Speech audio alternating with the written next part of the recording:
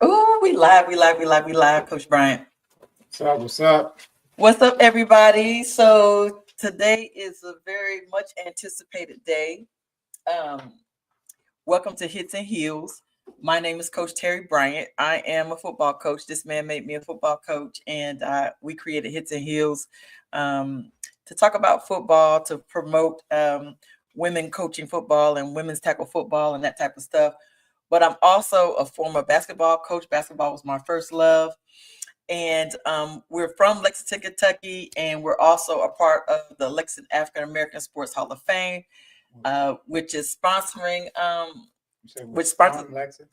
We live in Lexington. We live in I'm sorry, we live in Lexington. We love it here. We love it. We live in Lexington, Kentucky. We're being sponsored by the Lexington African American Sports Hall of Fame, in which we are both founding board members. And it is a project that is very near and dear to our heart, and we absolutely enjoy it. Matter of fact, I gotta tell you something when we get off. And and so today we are going to talk about there's a top 25 list that got dropped by the Lexington 18. But I want to talk about Super Bowl first. Let's talk about Super Bowl. Let's talk Super Bowl first. This one might get me a little riled up. I did say that today might be a little bit controversial because normally we don't talk about anything controversial on Hits and Heels, but I think today's episode is going to get a little controversial because there were some people that were mad about this list. And we're talking about the basketball list that came out, and the is Lexington 18? Yeah, Lexington 18 or somebody. Okay. I don't know exactly who came up with it or what panel it was. They just said Lexington 18. LAX 18 came up with the list. But let's talk Super Bowl first, Coach Brian. Let's go Super Bowl first. All right.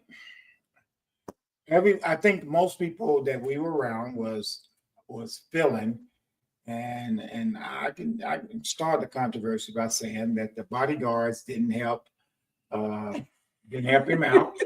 He had his bodyguards out there, and they usually help him out, and that didn't happen this game. Philly just put it on him. On both sides of the ball. Both sides of the ball. Philly just put it on them, and the Chiefs, and people can't tell me they wasn't expecting the Chiefs to make a run. Because normally they do. They battle. They even when they were down at halftime, as much as they were, because it was Patrick Mahomes and what he does, did not have Kansas City counted down, and because of the way the refs. I'm sorry, I said that wrong. No, the way his bodyguards and the way his bodyguards help him out, I did not have him counted out, and so I expected a run in the second half. Right, it was 24-0 at halftime, and it I don't know. I thought Philly just had a great game plan. Philly had a lot of stuff going on for them. They had different guys make big plays on defense. And everybody always, 100% of the time, they always talk about Patrick Mahomes. They always talk about Brady. They always talk about Marino.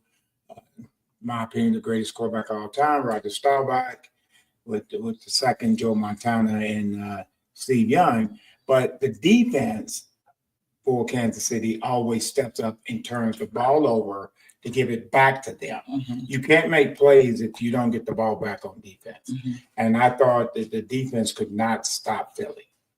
KC could not get the turnover they needed. They could not get the big play that they needed. And that made a big difference. Can I say this? You can say that this is Hits and Heels. They were also missing my cousin at corner. Jadarius Sneed. Oh, Sneed, that's right. Who was very pivotal in their first two Super Bowl. Two.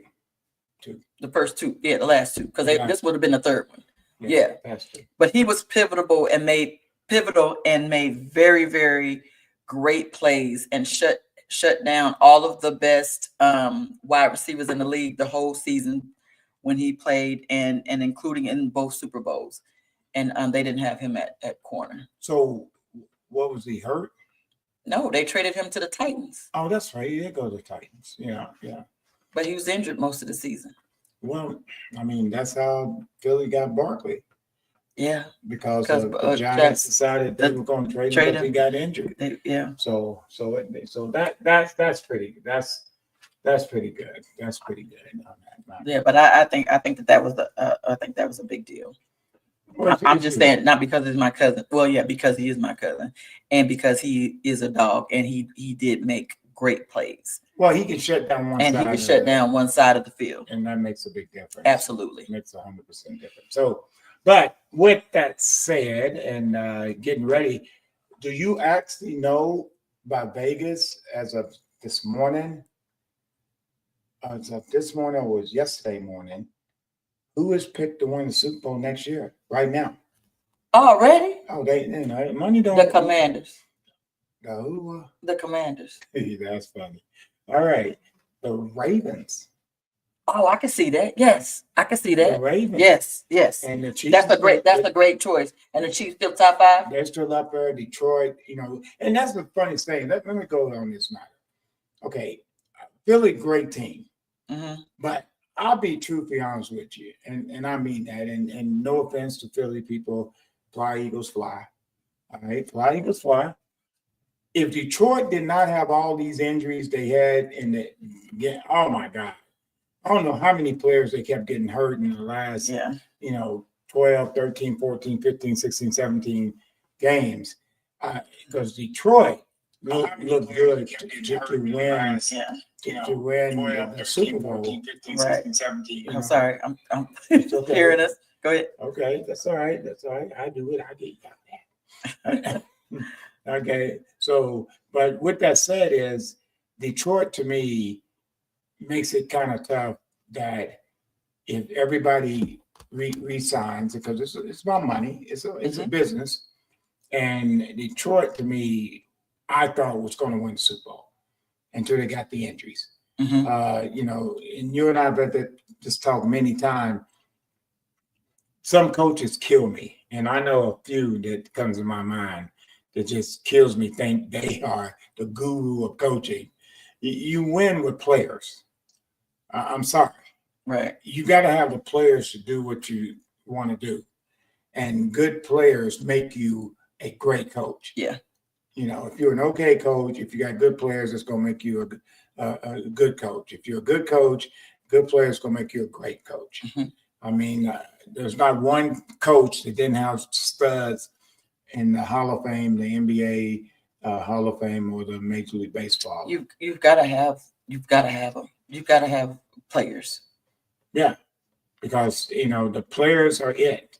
I mean, I know, like I said, I know a few coaches that think it's them, but I'm just telling you, you got to have players.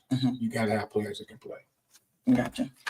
Yeah, I think that's big time. Well, I hope we got a guest. I thought he was come on. I told him to come on about now, so hopefully he'll be on soon. Oh, did you see where Russell Wilson's not returning to the Steelers? No, I did not. And where's he going? I have no idea. They just said he wasn't returning to the Steelers. He opted out? I have no idea. I was hoping you would have found out the information. Well, I would have called the biggest Pittsburgh Steelers fan, Mr. Ward. He ain't doing nothing. He's retired. He ain't doing nothing, Mr. I'm still debating about that championship he beat us out of. So that Crawford. I'm gonna let it go, but I'm just saying that was a tough one. It's got to be a loophole in that. But anyway, I did not know that. Yeah. I did not know that. So, are they going to put I didn't hear anything about what they were going to do about Justin either. If they was retaining Justin, or if they were gonna, I'm a big fan. Justin is like our nephew. Yeah. And so, what it is people, if you don't know, she's very close friends, very, very close friends with the mom. We went to school together. Grew up in the same neighborhood. And so that would make you a fan. Yes, I'm a fan. Huge fan. And I was fortunate to meet him when he played for Georgia. And he took a picture with Ty and Xavier. And Xavier's he's a Xavier Brown, who's happened to be at Virginia. Should be starting this year for Virginia. I'll see him. Okay. But I got off the key. I'm going to go back. That's okay. Bring it back. All right. Bring it back. What else? Bring it back. What else we got? We got a lot. But It's a lot. I didn't take any notes. Only thing I took notes on was for all the basketball information. well, UK basketball. The young ladies tomorrow will take on Texas. You know, they will take on Texas. Texas is like ranked number 3. And UK ladies is ranked. They will rank 8th. Yeah, they'll drop because they're getting ready to drop. They're getting ready to drop 2 games in a row. You know, they lost to Ole Miss. No, Ole Miss. Ole Miss, yes. Ole Miss was unranked. And I heard I was actually taking items to another school today, and young people to another school today, and I listened to the radio, and Miss Key was on, the superstar for UK Lady Cat. Oh, Tiana Key. Yeah, Miss Key, and she was on there, and a lot of enthusiasm. A lot of enthusiasm. She came from North Carolina. She transferred from North Carolina. Okay, her sister plays for Tennessee. Okay, all right, and she can play a little bit, and she said everything is good, and you know that's just one of those things because they rebound. The lady, okay, hold on. Okay. I don't know what they call it. Okay, I don't know. Lady Cats, hoops. I don't know what they call it. All I'm saying is the young ladies can ball. I mean, regardless of whatever the politically correct thing is, they've only lost 2 games. Is it 2 or 3 now? 2 or 3. Okay. I think just 2. I think just 2. I think just 2. So hey, coach. So with that said, is I'm very proud of them there. In Kentucky, boys, what's up, coach? And the boys won yesterday, beating Tennessee for the 2nd time. That was a good game. That was huge for the UK. It's very good because right now I think they got 7 games remaining. They go to Texas this weekend. Oh, that'll be tough. They fly down, beautiful place. Oh God, we love it. It's a beautiful place. That's a great place. That's a great place to go because go to a Texas game. Oh, my goodness. I mean, they represent very well. Very well. I mean, they are first class. And real quickly before we get our guest on here, in all the places we've been, what's the nicest place that we've been? I already know who mine is. The nicest. The nicest. All of them was nice except Georgia. Georgia was obnoxious. Those people was obnoxious. They blew us out, and they was obnoxious. Was Texas the nicest? No, I'm saying Ole Miss. Ole Miss. Ole Miss was probably. Oh my, those people down there was just polite. And nice. Yes, the hospitality was first class. I mean, you know, when we walked through the Grove and everybody was trying to feed us, and even after we won, they were still nice. Yeah. So all right. Well, our guest is here. And so we're gonna get right in it because y'all have no idea how important this man, Mr. Charles Trumbo, is because he is a walking encyclopedia. And we actually, Mr. Trumbo, you're one of our inductees for the Lexington African American Hall of Fame. Why don't you introduce yourself and then walk us through your induction into the Hall of Fame and what was that like for you? Okay, first of all, thanks for having me on. And I was fortunate enough to be in the first class of inductees of the Lexington African American Hall of Fame. And leading up to that, I went around telling people from time to time that I was going into the Hall of Fame with heavyweights. And what I mean by that, there were NFL players, there were NBA basketball players, Major League Baseball players. And to me, that was real exciting. Probably the highlight of my life. Wow, that says a lot. So what was it? What was your first impression when you got the call? Well, I'm gonna be perfectly frank about it. When I got the call, in fact, Bobby is one that called me, and my first reaction, I asked Bobby, was it a joke?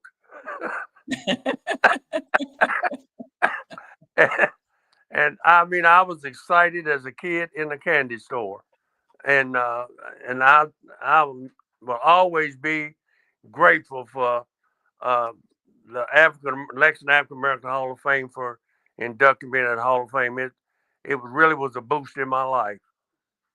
I love it. But you earned it.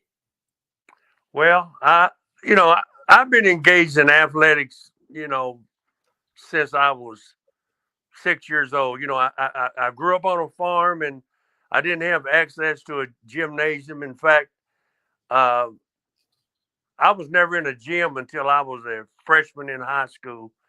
And I never will forget, I went out for the freshman basketball team, and there were 40 boys out there, and I didn't even know how to dribble or shoot a basketball. And it was embarrassing. And at the end of the day, they picked 11 people, and I was one of the 11. And actually, I felt bad because I knew there was other guys out there that was much better than me. And right to this day, I haven't figured out why they put me on the team. I was a starter on the football team as a freshman, varsity. And I said, well, maybe they didn't want to upset me, so they put me on.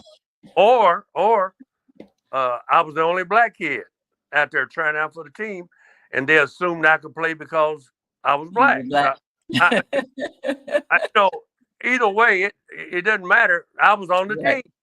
And well, maybe at that time they were ready to create some diversity on the team to maybe attract more black players, and you were that catalyst for them. And I guess even what made it real tough was that at my high school at that time was outstanding basketball program. In fact, we had 3 Division I players on the varsity at that time, and I was elevated to the JV after a week or two.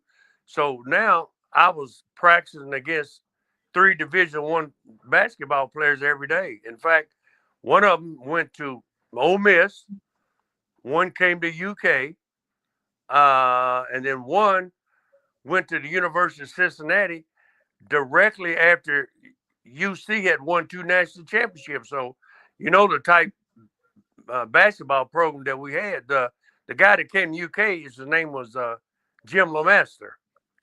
Yeah. Okay. And then Jack Tucker, he went to Ole Miss. But there was 3. And then Jimmy Hurley was the one that went to UC. But he stayed there only 1 year because during that time, they only allowed only 3 blacks could start at one time.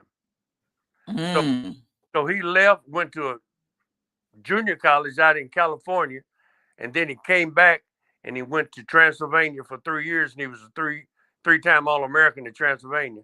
And he passed away. He was living out in Phoenix, Arizona. They live streamed his funeral at a local church there in Paris. A friend and I attended it, and I didn't know this, but he was actually the first black ball player asked to come and play for UK. But he turned it down, because of the climate and all. Yeah. Oh, wow. That's great information. Yeah. Again, that's why you're here, because of just all the you're like a historian, and you're very critical even for our team with the Lexington African American Sports Hall of Fame when it comes to the selection and the nominations and all of that. Your knowledge is just so vast. So let's get into it. What did you think about this LEX 18 top 25 list? I'm glad you asked. Okay. He's set up. I thought they took the wrong approach about it, and here's what I mean. Okay. They said all time. Correct me if I'm wrong here. They said all. I think they said all time. I think so. Yes, sir. No. What they should have said for the last 60 or 65 years. You see where I'm going with it? Yes, sir. Because that's all they had on there. And to me, they didn't do their homework. They had nobody from Old Dunbar and Old Douglas. No. Basketball started in this state in 1916, okay? The blacks started, which was called the Kentucky High School Athletic League, started in 1932. Okay, so now people say, well, we wasn't around to watch them play. Well, you know what? You can read and learn. In other words, let me put it like this. if Wilt Chamberlain scored 100 points in a game, if Wilt Chamberlain scored, well, it's not no if, he did. He scored 100 points in a game. He scored 60 points 30 times. He, for a 5-year stretch, or 6 years, I believe it was, he averaged 40 points and 25 rebounds a game. Now, do you really have to see him play to know that he was outstanding NBA player? Do you have to watch him play. You just know he can play. Did you have to watch? He did this. No, sir. No, same way with Oscar Robertson. Okay. Oscar Robertson was in the NBA 12 years.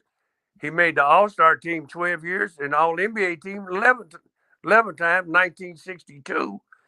He averaged a triple-double. Now, you don't need to watch a person like that play to know that he was an outstanding player. So all I'm saying about these people, they did not do their homework. So who was missing that you felt like should have been in that top 25? Well, there were some guys that I actually didn't see play myself, okay? Okay. But again, I go back to my school days. I never was an outstanding student, but one thing I always did my homework, okay? Now, there was the first person came to my mind. That was a guy that played at Henry Clay named Press Judy. And then 1968, Gary Waddle out there at Lafayette. Then I went all the way back to old Dunbar in the 40s with people like Russell King and Dave Whitney. And then I'm sure you heard of Lou Johnson. Yes. Played Major League Baseball. We know for baseball, yes. Baseball. Yeah. We inducted him last year. Yeah. Well, before last. Well, from what I understand, he was also a good basketball player. He was good he was outstanding 3-point. He was like Steve Chandler. Yeah, in all three sports. Yeah, he was outstanding in all 3 sports. But you have to do your homework and you have to read and study to know this. Now, people say, well, where are you going to find that information? Well, it's easy because 8 years ago, when I began to serve on the Kentucky High School Basketball Hall of Fame nominated committee, we would issue an encyclopedia. These encyclopedias were distributed all over the state of Kentucky. If you go to the local libraries here in Lexington, you'll find it. It has information on players all the way back to the beginning of basketball. In fact, Lexington High School won the national championship in 1918. And 2 of those players on there made the all-tournament team. And you know what? I would have probably included those players in this group. Mm-hmm. Yeah. So they, I had no problem what they did, except they should have called it all time for the last 60 or 65 years, and they would have been fine. Because really, they had no problem. I had no problem with the people. Now, the first 5, I would have rearranged it some. I would have had it in a different order. Well, what's your order for the first 5? Julius Berry's number 1. Really? Yes. And then who's next? Dirk Minniefield. Okay, so Dirk stayed at 2. Yeah. And then who's 3? Jack Givens. Then Jack. Okay. Jeff Mullins. And then James Lee stays at 5. And James Lee stays at 5. Yeah. Okay. Well, it's very close because theirs is Jack Givens, Dirk Minniefield, Jeff Mullins, Julius Berry, and James Lee. Yeah, that's what he said. Yeah, but I'm saying, but his 5 is their 5. Yeah, that's what he said. He said I would just. He said he would just change the top 5. That's what I'm saying, baby. That all he did was he moved them around, so they did a very good job for the top 5. Mm-hmm. Yeah, same 5. Yeah, same 5. Same 5. Yeah. Yeah, and when I say that is a opinion of a person. And my biggest problem is of certain people not being on it, and a few that is on it. Okay. You know, in So- my mind. So who did you feel that was not Well, on it? I don't know how come Brown's not on this. Jerron Brown? Yeah. Is I mean- Jerron Brown in your top 25, Mr. Trumbo? In your mind? Well, see, now that's tough because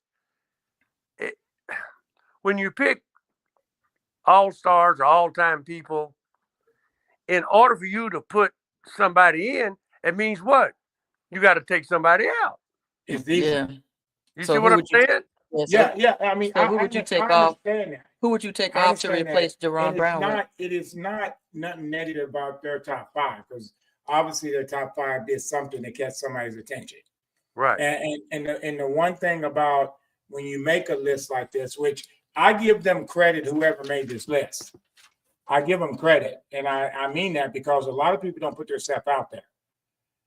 And when you do that, you are putting yourself out there.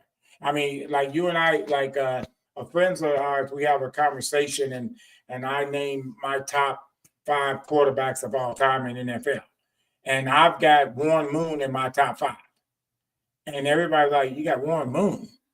Because to me, Warren Moon was one of the best quarterbacks of all time of NFL history. So again, like you said, is who you take out. I'm not looking to take anyone out. I'm just saying when you make the list, he should have been already in it, and you don't need to take someone out. Because I just think when I saw his game and the impact he had on the game, a lot of them have it. The one that I said that I didn't know he was on there is who told me that he could flat out play. It was a way better basketball player than he was a baseball player, and that's Fusick. And Don Priest. Yeah. Because Coach Chandler used to tell me, he said he could flat out play this game. And they got him ranked 15th. And I saw this list and I kind of smiled because if Coach Chandler's giving you a highlight, giving you little highlights of that nature, then, Fusick can play. And I know Fusick very well, I know his sons. Dom was Mr. Basketball. Yeah. Oh, was he? Yeah. Yes. And Okay. he was one of those young men, they said he could just play the game. Yes. So Mr. Brown said Henry Bell. Oh, I'm glad you brought his name up because I've lived in Lexington since 1972. Okay, so and I learned a lot of what I know about athletics by listening to other people, especially older people, and I was taught that in school. Listen and you'll learn. Now, Henry Bell is the only basketball player that I've heard people say that he was the best shooter ever come out of Lexington. I never heard anybody say that about any other player in this town. I've heard probably 10 to 15 people say Henry Bell was the best shooter ever come out of Lexington. Now, who did he play for? I'm sorry, I don't know him. Douglas, Lexington Douglas. Okay. See, Because we inducted him last year as right. a coach. As a coach, I don't think he went in as a player, did he? He Last might year? went. No, he may have went in. He never coached. He may have went in as an official because he used to officiate. I think it might have been as an official. It could He's have been in because I think he was inducted in the first year as a part of the team. Yes. And last year as an individual. 1956, they was runners up in the nation in the high school tournament. See, it's sort of sad in a way that there's just so much out there that people don't know about. People that's probably let's say, well, there's people my age that don't know that in this state that the 2 tournaments was segregated. The whites at that and the blacks at that tournament. Oh, really? 1932 to 1957. It was called the Kentucky High School Athletic Association. Theirs was called the Kentucky High School Athletic League. And they had their own tournament. And what was different is that the blacks had a national tournament as well as a state tournament. It was played at Tennessee State University in Nashville. In fact, my hometown, they won the national tournament in 1953. Louisville Central won it 3 times, 52, 55, 56. And Lexington Douglas was runners-up in the national tournament in 56. The top 2 teams in 56 were from Kentucky. The high school that won it most often was from Gary Roosevelt in Indiana. Yeah. Okay. So Mr. Brown reminded us that he averaged 40 points a game. He scored 48 in that tournament game. And then Jennifer Jones, our co-founder for LAASHOF, said that he was in the I do remember we inducted him as an individual athlete last year. Well, this past one, and he held the Lexington single game scoring record of 54 points for decades. Yeah, Henry Bell. Henry Bell, yes, sir. Yeah. Like I say, he's the only player that I've heard people say he was the best shooter. I've never heard anybody mention anybody else about being the best shooter in Lexington. Come out of Lexington, it's been Henry Bell every time. Okay. Yeah. Okay. So Mr. Brown mentions Austin Dumas and George Wilson. I know George Wilson was inducted. We inducted him in 2022. Okay, George. And they got him ranked 21st. And they got him at 21st on their list. Yeah, that's good. Yeah, that's I can see that. Yeah. Joe Hamilton played at Dunbar. He's right in there somewhere along in there. Yeah, he's right behind George at 22 on their list. I mean, their list is, when I did my research, when I truly did the research, the list is not bad. And so with that said, is the list is got some pretty good ball players. It's a lot of them. The one that I was kind of surprised, not that he wasn't on the list, that he was so high, is Hollingsworth. Oh, Tavion Hollingsworth. Okay. I mean, they got him 8th, and I mean, he was a baller. He went to Western, did his thing.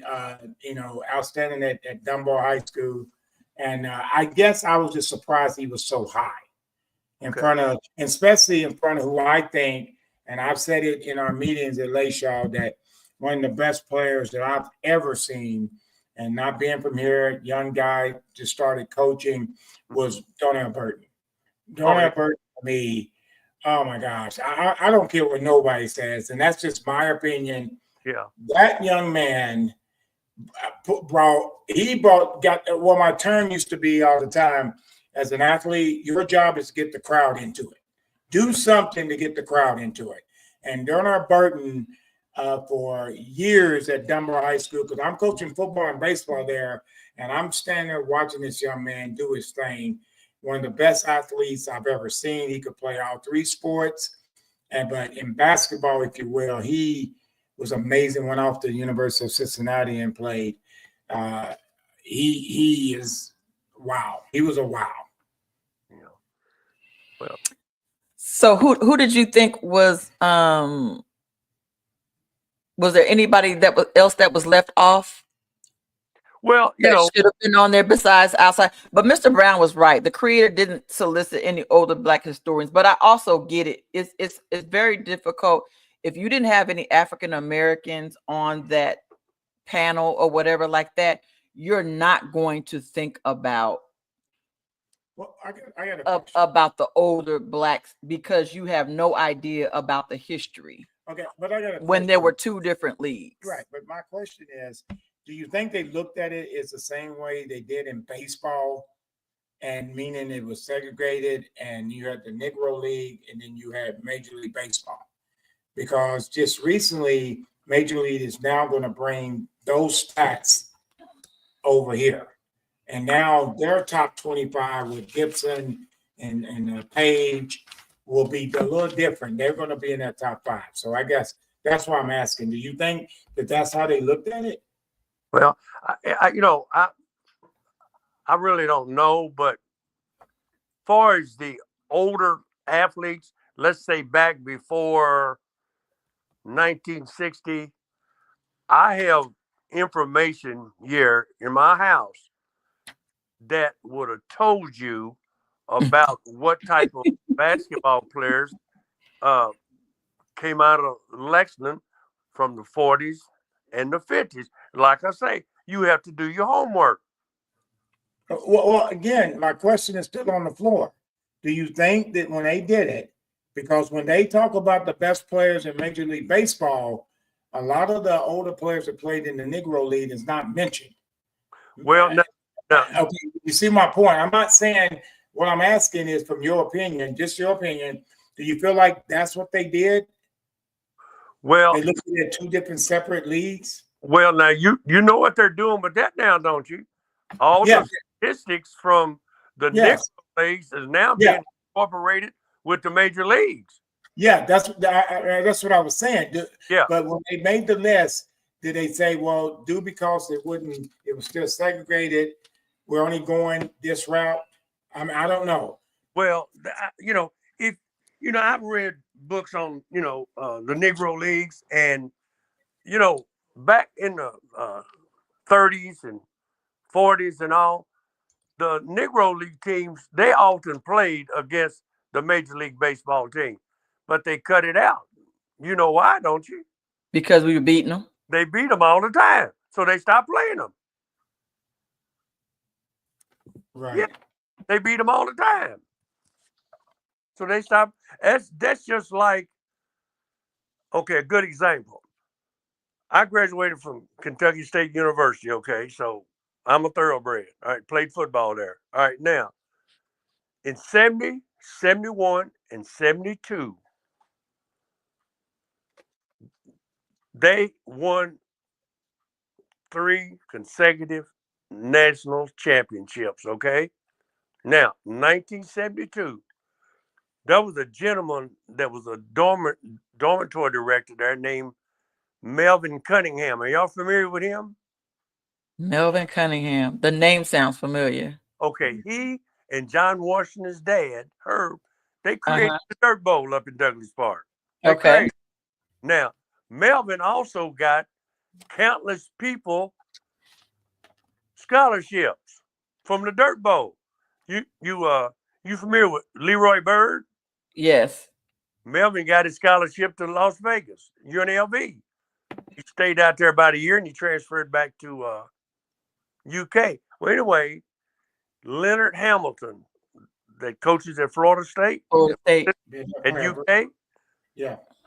Melvin went and asked Leonard, could he bring the boys from Kentucky State up here and scrimmage against UK. All right. Now, Melvin was a dorm director during the school months. During the summer, he worked for Park and Rec at the Charles Young Center on 3rd Street. They met over 4 times, 4 Sunday afternoons during the summer. UK's players against Kentucky State. And Kentucky State destroyed them all 4 times. Yeah, it was no contest. Right. And Kentucky State Center didn't even play because he was drafted 3rd overall in the NBA draft, and he didn't even come up here with them. And Cisco, it's probably before you. When were you at UK?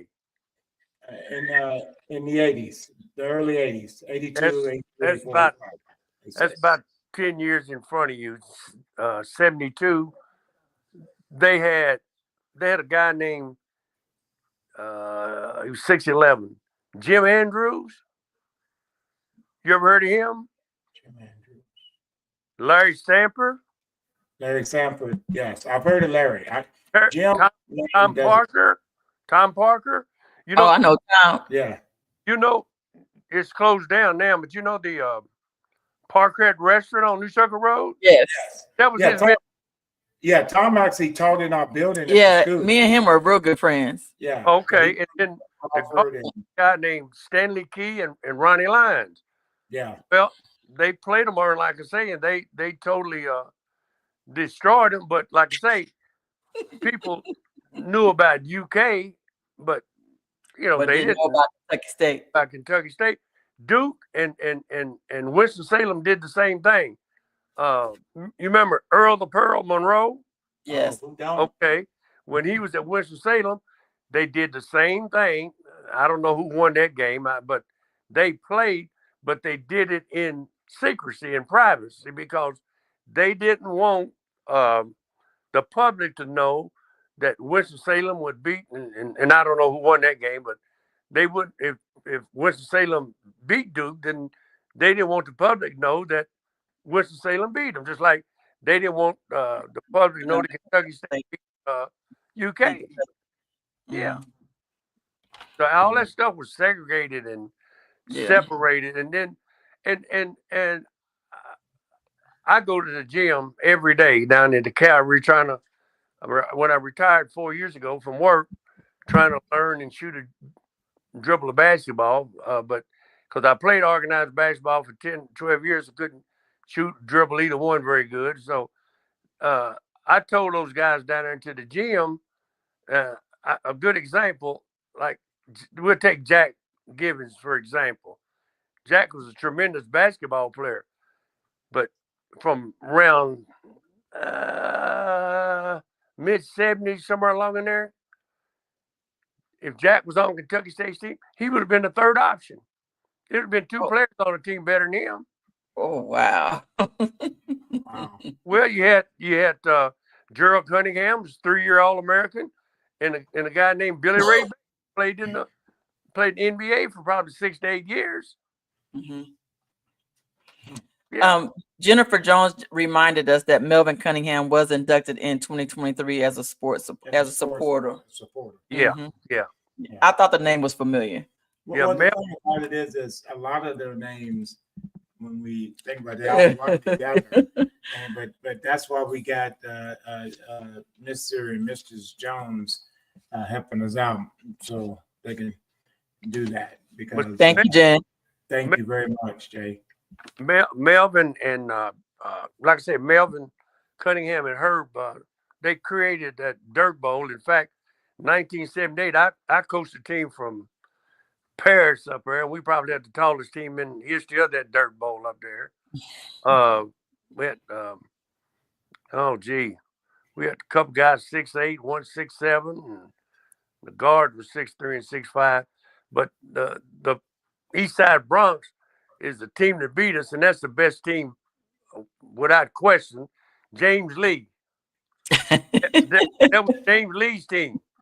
Now I'm gonna tell you, I coached Paris, but James Lee was my favorite player up there. Hey, man, that guy's a stud, man. And I'm gonna tell you what used to make. And you still got him at 5, huh? Yeah, but I'm talking about in that Dirt Bowl up there. But in the Dirt Bowl, he was the man. Okay. And what amazed me about Lee was probably 240 pounds, 6'5". If it was a loose ball rolling up the court, he used to beat them 160-pound guys to the ball. Wow. Did it all the time. Yeah. Wow. And he actually had a try with an NBA team, Phoenix Suns, and people around Lexington told me, said he had a try, but he never went out there. Oh. Yeah. Lee was absolute horse, man. Wow. And I'm gonna tell you what, when they played in high school, when Brian Station played against Henry Clay, Givens might have got more points than Lee, but Henry Clay won the game. Yeah. Love it. Love it. Love it. We love it. So Mr. Brown is putting us on game. He said Billy Ray played for Portland Trailblazers. For the Portland Trailblazers. He said he was the man. And you mentioned someone named Ronnie out of Maysville, Kentucky. Maysville. Did you mention a Ronnie out of Maysville? No, I did not. Okay. Now, did you go to K-State?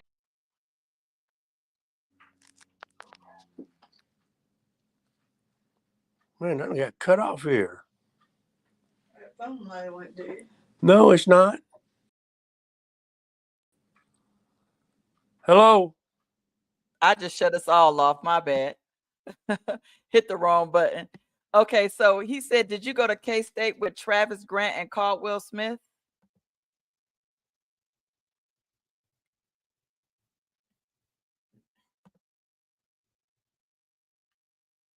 Oh, you're muted. Hold on. Can you hear me now? Hear you now. I'm sorry. That was my bad. Yeah, I can hear you now. Yeah, Travis is. I came in 65. I left in 69. Travis Grant and Elmo Smith came in 69. You know, and it's a travesty that people don't know about people like that. Cause, and I'm not saying this because I went to Kentucky State, but those two guys are the top 10 college basketball players of all time. Travis is the best shooter to ever play college basketball. He shot 64.5% for his career. He averaged 39 points a game in his senior year. He averaged 33 points a game for his career, and there was no three-point shot.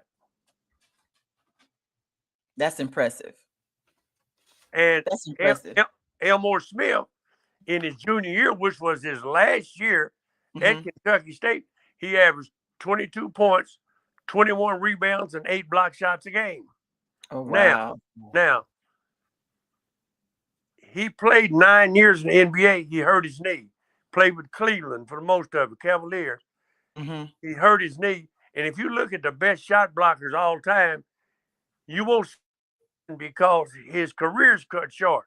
But he has one record that'll never be broken. Single game shot blocks, 17. Oh, wow. And never be broken.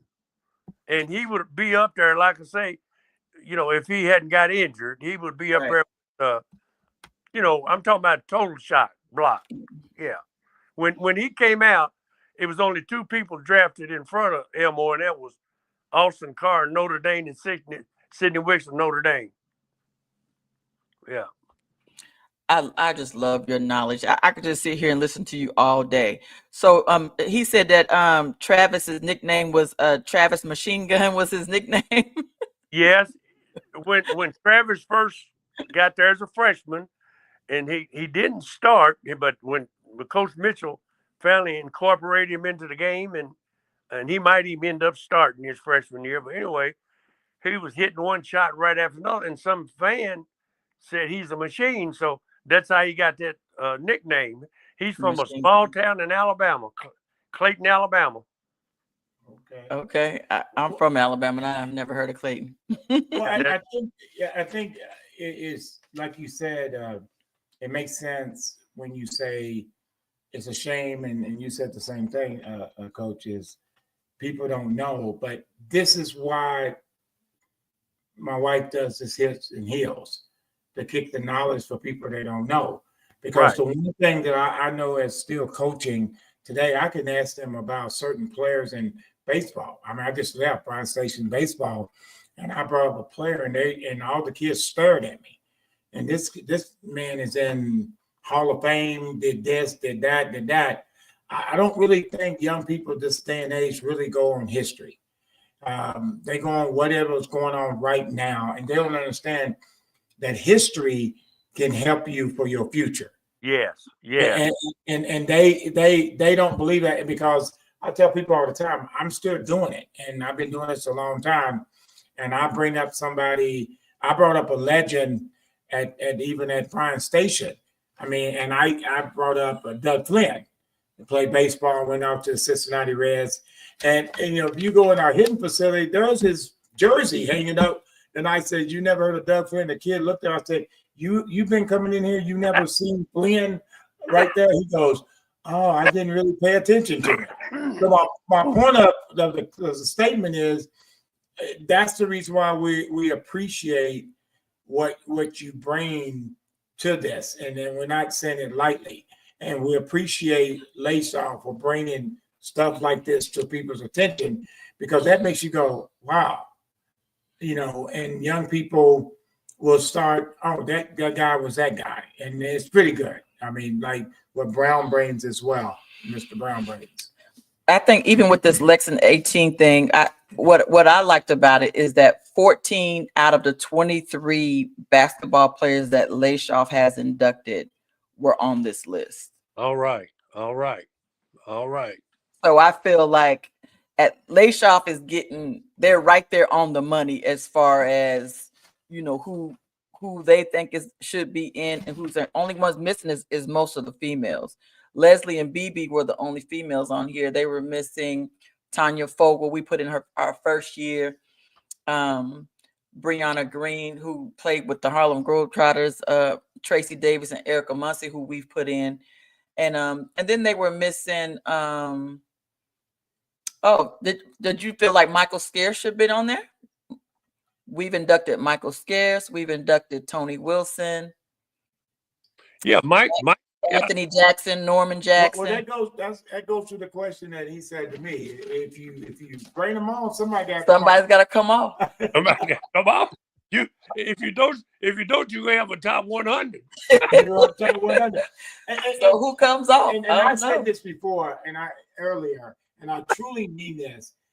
When it first comes out, you know, I'm at a great basketball game, and we're sitting there chopping it up about it. And I heard it, but I didn't know who was on the list, so I looked at it. And we're at the Frederick Douglass Bryan Station game. Their last game played at Bryan Station. And I'm sitting there, and everybody, they're chopping it up. I still say it again, I commend them. I really do. I thought I was going to chop them up a little bit. But I mean, it's still a good list. When you put that out there, everybody's coming their way. It's no different what we have to go through, led by, and I said again, Bobby and Jennifer, is led by who goes into the Hall of Fame when they go in. You know, it is still somebody that's we're out there, and then everybody starts talking in circles.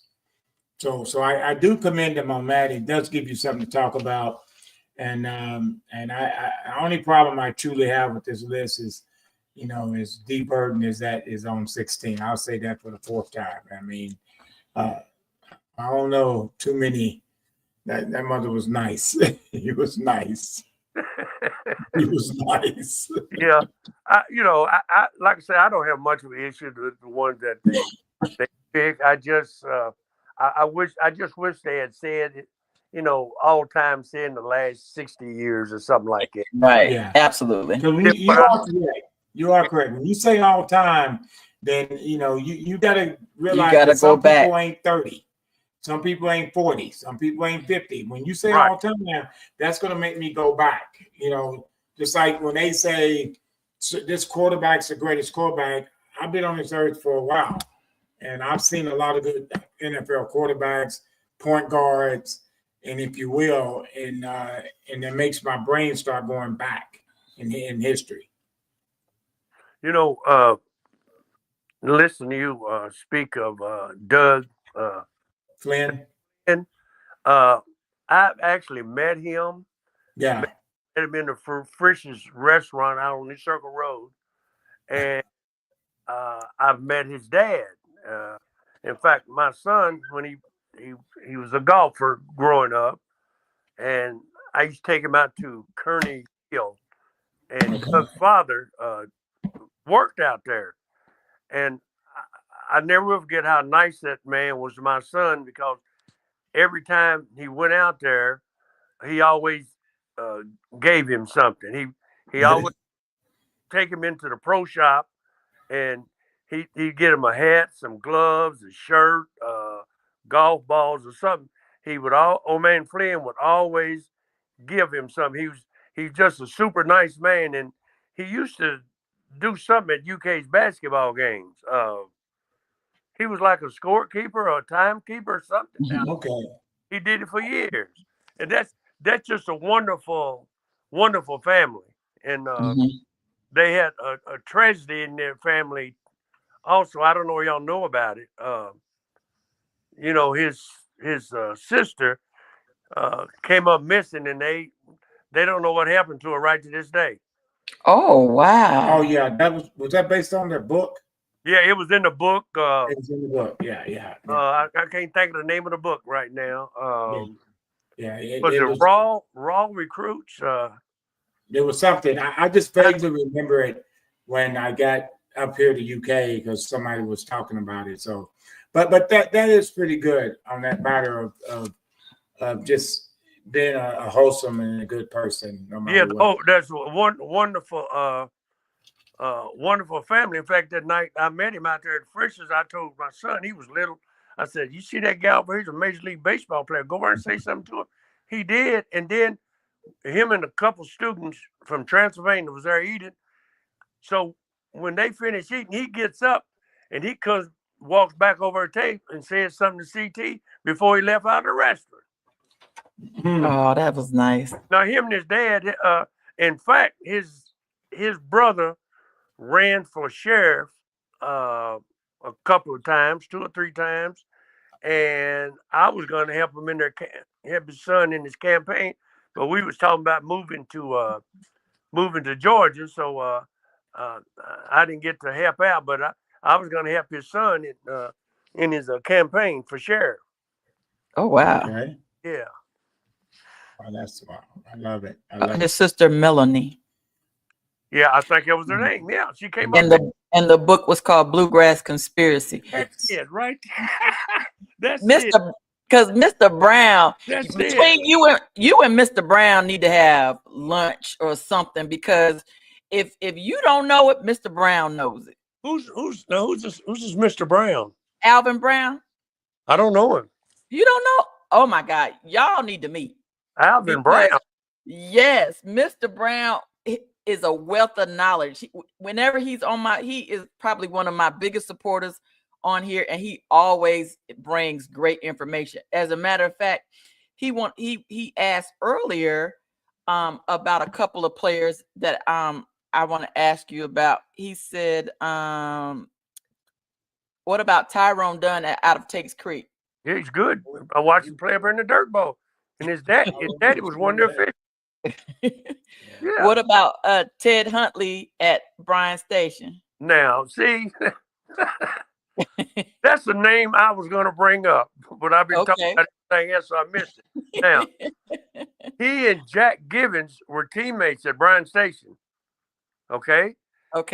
Ted came out about 1 year in front of Jack. Now, at that time, now I'm not talking about in their college career, but at that time when they were in high school, Ted was a senior, Jack was probably a junior. Ted may have been the better ball player of the two when they were at Bryan Station. Right. 6'8", played 4 years at Morehead State. Wow, I love it. It's amazing that you brought that up because Mr. Brown brought that up. I'm telling you, you and Mr. Brown would need to get together, because y'all are both walking encyclopedias. So what do you think? What do you think right now? We're staying on basketball, but I wanted to say this earlier about the SEC this year and the domination they're doing in basketball right now. It's something that I thought I would never see.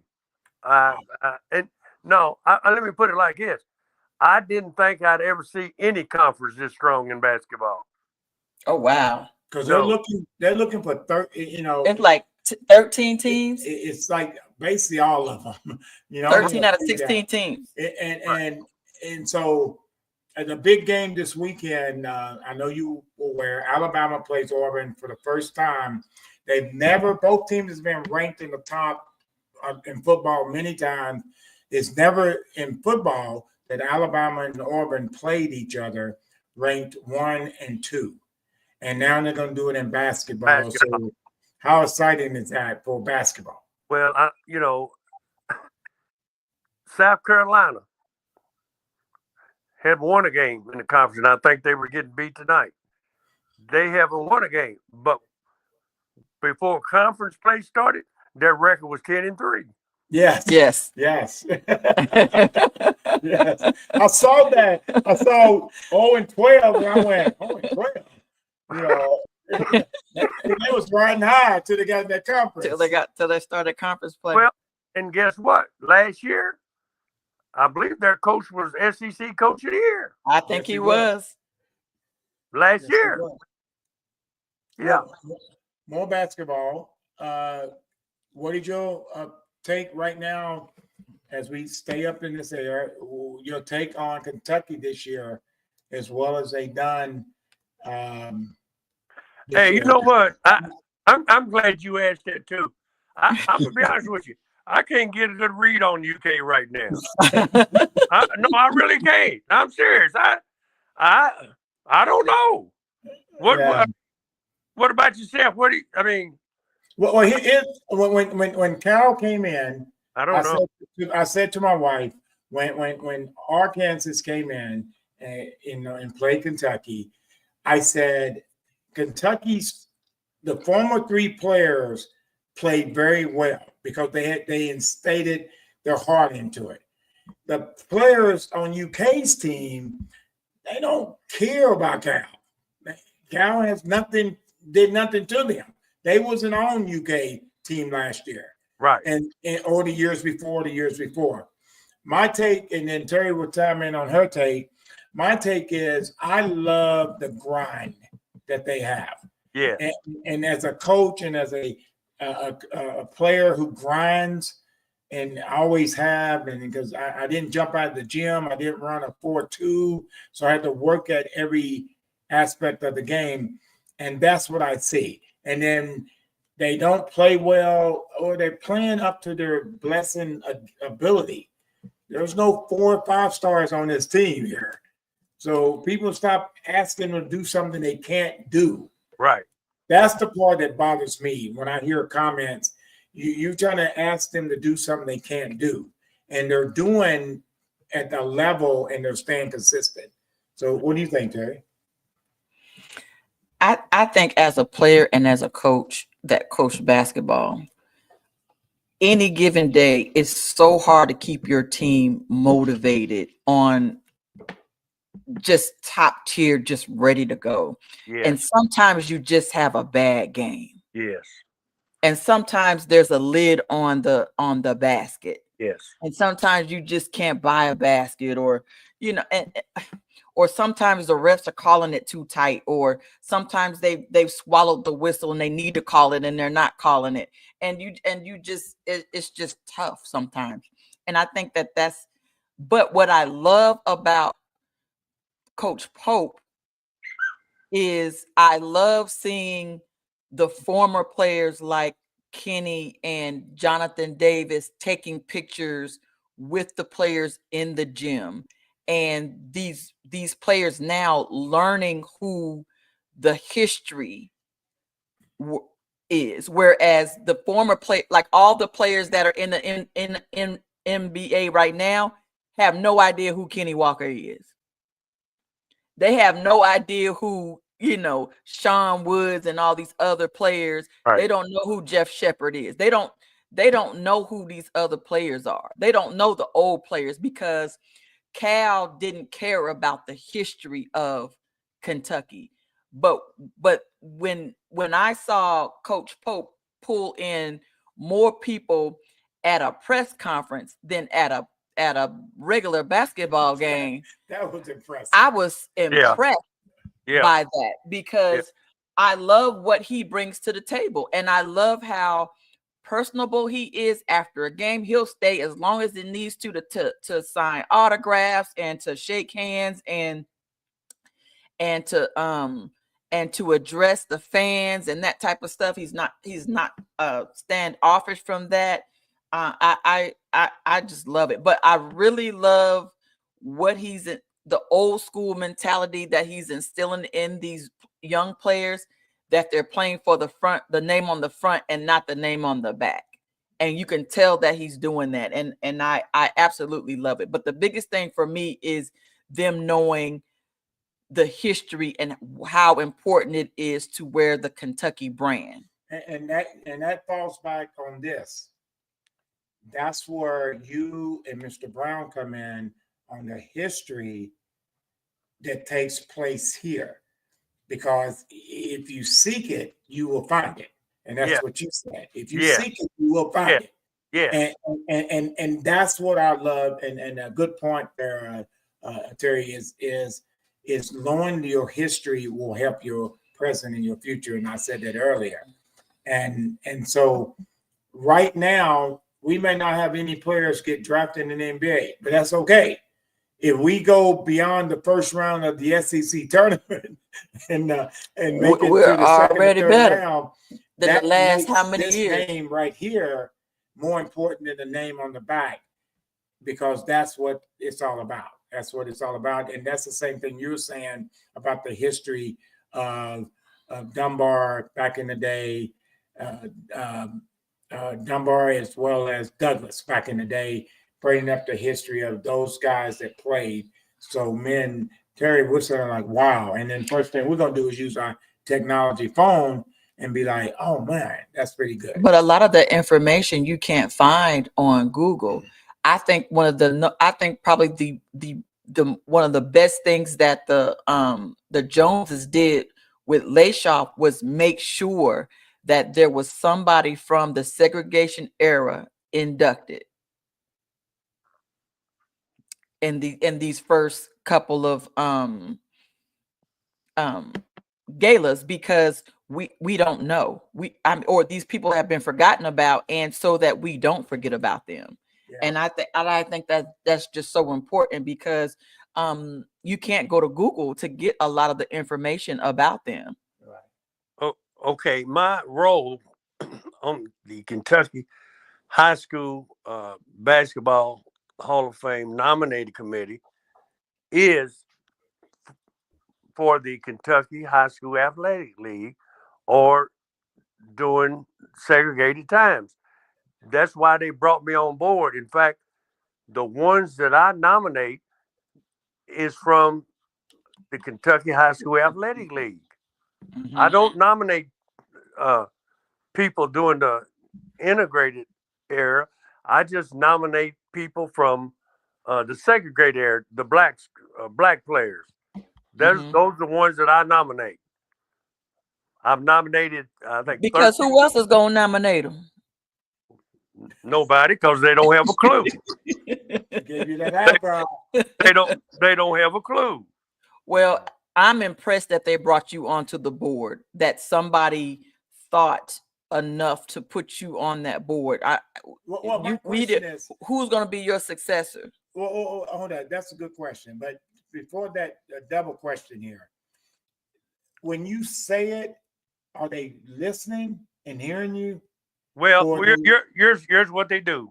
Okay, thank you. The reason that Bobby and Jennifer created LAASHOF is because of quotas. Now, here's what I mean by that.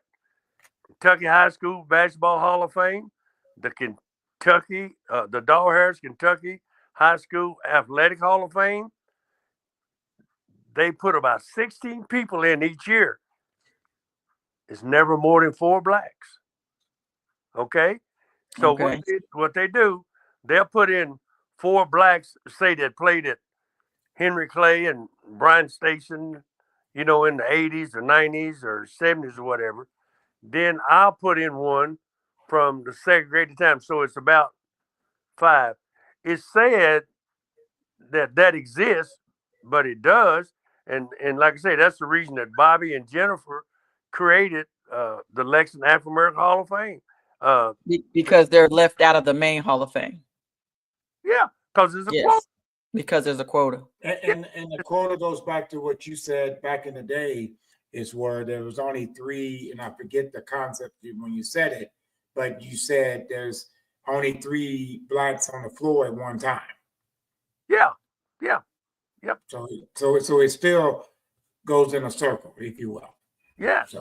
Yeah. And then there's one other lady on the black, she's a lady, on that committee, and she was a star basketball player herself. Her name is Donna Murphy.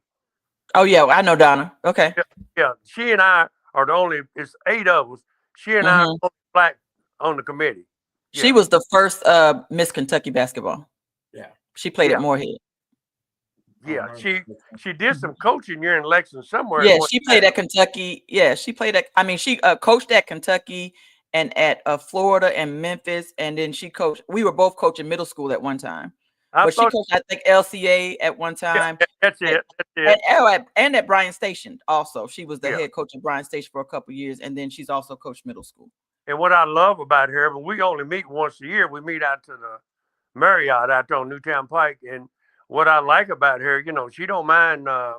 She don't bite her tongue. You know, she speaks up and she makes sure that those females get inducted into the Hall of Fame.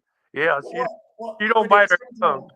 But sometimes you have to do that, and I mean that's how I do. Even on this list with the girls, there was only 3. Let me see, BB, there 5. 5, yeah, and it's sometimes it takes that, and, you know, and I'm a realistic person on that matter. Sometimes, you know, it's so like sometimes she'll say something about a female basketball player, and I go, oh, because she just says it. And then all of a sudden she goes, hey, you know, she said something else to make me turn to get her attention. And you're laughing, but it ain't funny at that time. And you know, and I go, I'm hearing you, I hear you. But at that time when she said it, I'm not thinking about it. And I've said it to her many times before, which she's doing an excellent job of doing. If you're trying to get me to understand something, you have to say it the way I can understand it. Right. And that's human nature. Yeah. I'm not as passionate about certain things as she is. She's not as passionate about certain things. I'm not gonna get her to sit down in the chair, her favorite chair downstairs, and turn on baseball and say, let's watch 9 innings. Okay, if I can get her to do that, I have to say something to make her do that. I can't assume that she's going to do that. It's the same thing about anything you're trying to change, anything you're trying to do in America. You know, you have to say it so people can understand where your vision is coming from. You know, and that makes a big difference. You know, after my high school has been in existence over about 100 years, and they just started a Hall of Fame a couple of years ago, and one of my classmates nominated me for it. They've had 2 classes, last year and this year, and I wasn't selected, and so my son was talking about. I said, Dad, why weren't you selected? And my wife said the same thing. I said, well, honey, I said, you know, I'm not really concerned about that because I have 9 out of the 10 tackling records. Our football program started in '61. I was a freshman. And then in my senior year, I set most of the records. In other words, it's 10 tackling records, and I set 9 of them. So I'm not worried about that because I know what I've done. Right. Whether I go in their Hall of Fame or not, it really don't matter to me because I know what I've done. My record's right there in a manila envelope in my bedroom in the drawer there. So I don't get overly concerned about it because and I love the humbleness. Okay. I do. Time out. Wait a minute. But that's what I love about the Joneses coming up with this Hall of Fame. I think that's why we got on board so quickly. Yeah, because we believe in people getting their flowers. Okay, but okay, thank you. That's my point. If you deserve roses, give the roses. Give the roses. Because again, to me, and people tell me if I'm wrong, it goes back of if you don't know, somebody's got to let them know. Yeah. And then don't get mad at people that don't know. Yeah. Because they don't. I mean, the one thing I've learned of coaching and one thing I learned with all the people I know, somebody will say something and I go, how am I supposed to know that? I mean, I'm not going to know it unless something comes up that sparks me to want to know it. And I agree with your family that I would have had a problem with that, with your knowledge and what you've done and how you did it and the way you did it. Give you your flowers, because your flowers is going to let a Ty Bryant, who's a Lexingtonian, born and raised, know who you are when that mythical day, years down the road, of course, and God calls you home. And then he's going to tell his kids. And that's how that legacy keeps going. You know, it's sort of like the same thing in life. People have stopped our legacies. You know, when you tore down Brown Station High School, not my high school, you tore down Brown Station High School and then threw away everything. That means you're stopping history. You know, and I said that the other day. That amazed me. And where is all of the documentation? You know, like I should be able to go to the Fayette County athletics website, and I should be able to go all the way back to the first year of Fayette County, any sports that they did, and know what sports were available that year, and know who won what, and it should be the names of each player on the team. And I'm not understanding why nobody decided to come up with that type of documentation. That's crazy. I'm gonna tell you, I have one big shelf. It's like a big shelving unit with all my trophies, medals, and plaques and stuff all down there, because from age 45 to 70, I ran in road races. I did probably 250 of them over, you know, those 5K runs they have on Saturday morning. Mm-hmm. And I got, you know, medals and stuff. And then I've actually run in the Bluegrass State games at, you know, the older ages, and got medals and stuff. And then from high school and ever else, and intramural basketball at Kentucky State, I got all this stuff down there, man. I'm going to tell you what, man, if I saw somebody trying to destroy that stuff, man, I'm telling you, man, they would be in trouble. Well, that's why I think it's very important for to get the Lexington African American Sports Hall of Fame in some type of archival brick and mortar museum type building, so people can actually go and get that. Because even like what Jennifer just said, there's a lot of young people that don't even know that there was an original Dunbar and Douglas before the current schools. They go to these schools and have no idea about the history. And then the schools have done a horrible job of displaying some type of history, even in the gyms. I think one of the things that we need to do, even with our LAASHOF people, is that there should be we need to talk about getting somebody to sponsor banners at these schools, and where we've acknowledged them into the Lexington African American Sports Hall of Fame. I know when I go to Lafayette, there's some type of a little bit, like if you were Mr. Kentucky on their wall in their gym, but there's like nothing. And then they have like a little wall of fame, but most of the other schools don't really have that. And they should be they need to do a better job in their gyms with displaying who these people are. Well, I agree with is there something with the football? Hold on. I agree with the gym thing, because if that's what you want. But if you go to Dunbar, if you go to Frederick Douglass, there is stuff in there of the old Dunbar. I know Paul Lawrence Dunbar has green and white. I mean, they have a day that they bring back.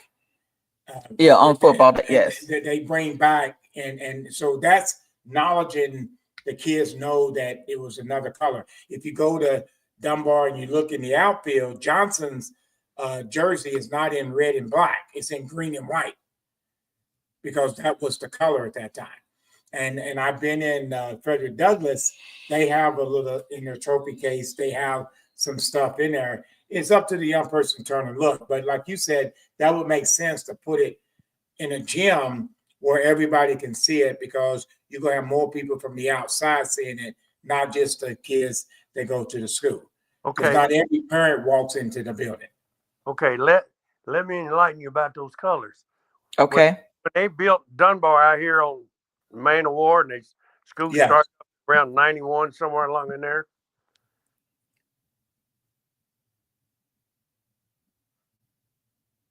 Okay. I don't know if that's on our end or if it's on his end. Are we still on, or is that on his end?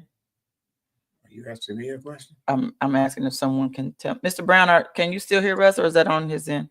because I know I messed it up earlier and I locked us off last time. Well, Miss Jones, can you hear us? If you can just say yes, no, and because my man was about to make a great point. Yeah, he was about to make a great point. Let's see, what's he saying? No, we just want to know if you can still hear us. Dunbar on upper was preserved by Mr. Rowe. Yeah, Yes, she said yeah. yes. Okay, cool, Okay, cool, thank cool. you. Thank you, Thank you, Ms. Jones. Ms. Jones. But yeah, I just think he's getting ready to make a great point. But I just think that, you know, You have to do more. I mean, we just have to do more. I mean, and we're already kind of over. Thank you, Jennifer.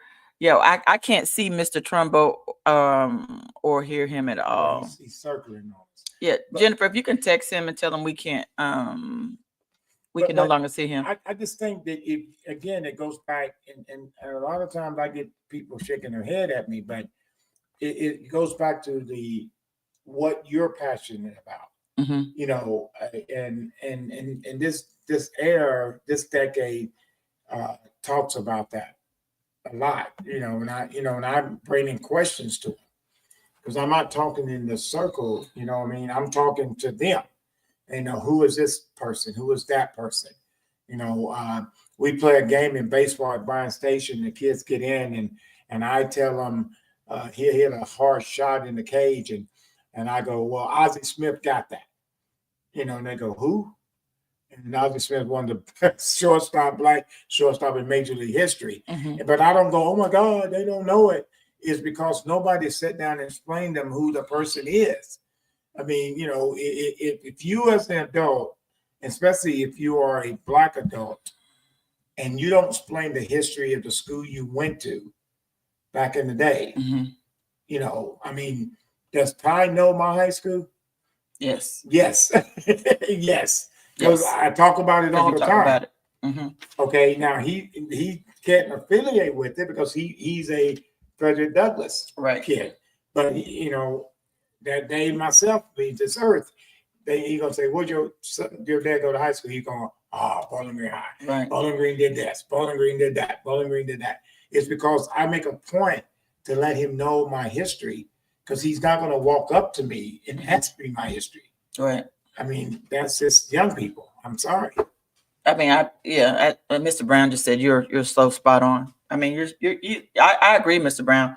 You're spot on, and it kind of reminded me even of you know, last season when Caitlin Clark broke the record, and everybody was in an uproar because y'all are coming into the WNBA acting like we ain't already have no freaking ballers, and so they didn't know about Lisa Leslie and Cynthia Cooper and Cheryl Swoops, and they didn't know about Lynette Woodard, and they didn't know about them. No. And the one before that even broke Lynette's record. No, wait, you're not hearing what I'm saying. I'm sorry. They didn't know about she broke a black female's record. Yes. That wasn't, what was her name? I forgot her name. Yeah, okay, my point is I forgot her name, but I didn't even know that. But I didn't know she existed either. I didn't know either that she was the all-time. Right, but then she got mad because we didn't know because you didn't say nothing. Yeah. How am I supposed to know something that didn't happen? We know that. And a lot of people didn't know. Right. We know that my man scored 100 points. Why? Verbal communication. People said it, and you kept hearing it. He didn't score it last week. Right. Wilt Chamberlain didn't score it last month. Right. He didn't score it in 2000. He didn't score it in 1982. I mean, he scored it. And that's like history of anything you do. He's back. Okay. Yeah. You know, and in anything you do, it's all about. We got you, Miss. We got you. You Mr. Trumbo. Yeah. Don't be trying to leave us like that. You're just gonna leave us. I mean, come on, you gonna drop the mic on us? You was about to make a great point. What was your point? Go ahead. I was going to tell you about those colors when they transitioned from old Dunbar to Dunbar on Man of War. Of course, the old Dunbar people wanted to continue the green and white colors. Right. The new people out here said, no, we're going to use red and black. Well, guess what? That was old Dunbar's original colors, red and black. I'm gonna tell you this in our history in case people didn't know that. When I first got out there and was coaching,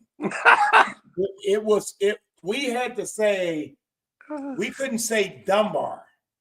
I don't know if people know that. We coaches had to say Paul Lawrence Dunbar. And everything we said had to be Paul Lawrence Dunbar. We couldn't just say Dunbar.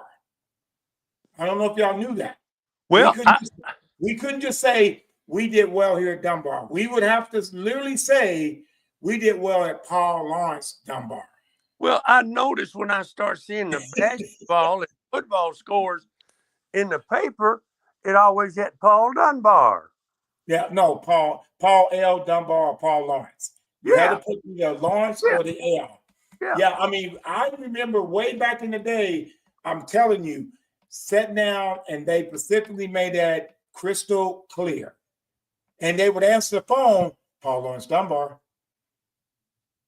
Well, I mean, the same way with Frederick Douglass. You know, Douglass on Price Road was Douglass. Now it's Frederick Douglass. Yeah, but at least they got two S's. That's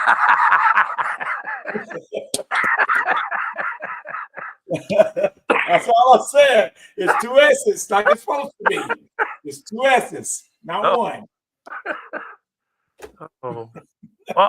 One thing before my thought goes away, when we were talking about UK a few minutes ago, Please. I want to get y'all's thought on something. Now, Coach Calipari, which I dearly love, and the reason because me being a graduate and former athlete of Kentucky State, he gave Kentucky State 4 games while he was here, so that made money for the athletic program. Plus, my son-in-law is the current head coach, basketball coach at Kentucky State. So I love Calipari. Now, what's his name? Reed Shepherd. I don't know when this was, but he ends up with a Arkansas shirt on or jersey. Yes, at Kentucky Shorts. Kentucky Shorts. Oh, is that where you did it? Yeah. Okay. Yeah, Kentucky Shorts on Arkansas shirt on because he loved Cal. He loved Cal, and he loved Cal, but he's like, you know, I'm UK. Well, so, I think I also read where he said Calipari was the best coach in the world. I think I read that somewhere. Well, all of them. I mean, you asked me. Stoops has done very well here. Brooks did very well here. A lot of coaches has been here. Barry Brown was here. Now, ask me who I think was the best coach ever at UK, and I'm gonna tell you it was Jerry Claiborne because he coached me. I remember Claiborne. I remember him. So my point is, when him saying that, he's a little biased because he coached him. Because he coached him, right? Okay. So right. I mean, you know, you're very familiar with the point of loyalty and appreciation of what that individual coach did for you. Because back in the day when Calipari first left before the season started, Rondo and Boogie were getting into it. They were getting into it. Because Boogie was all about Cal. And Rondo like no, it's about Kentucky. It's about Kentucky. If you Google that, I mean, they were going back and forth. They push buttons because there was no cussing, and they were getting a little riled up. I love it though. I love it. Well, that's it's just like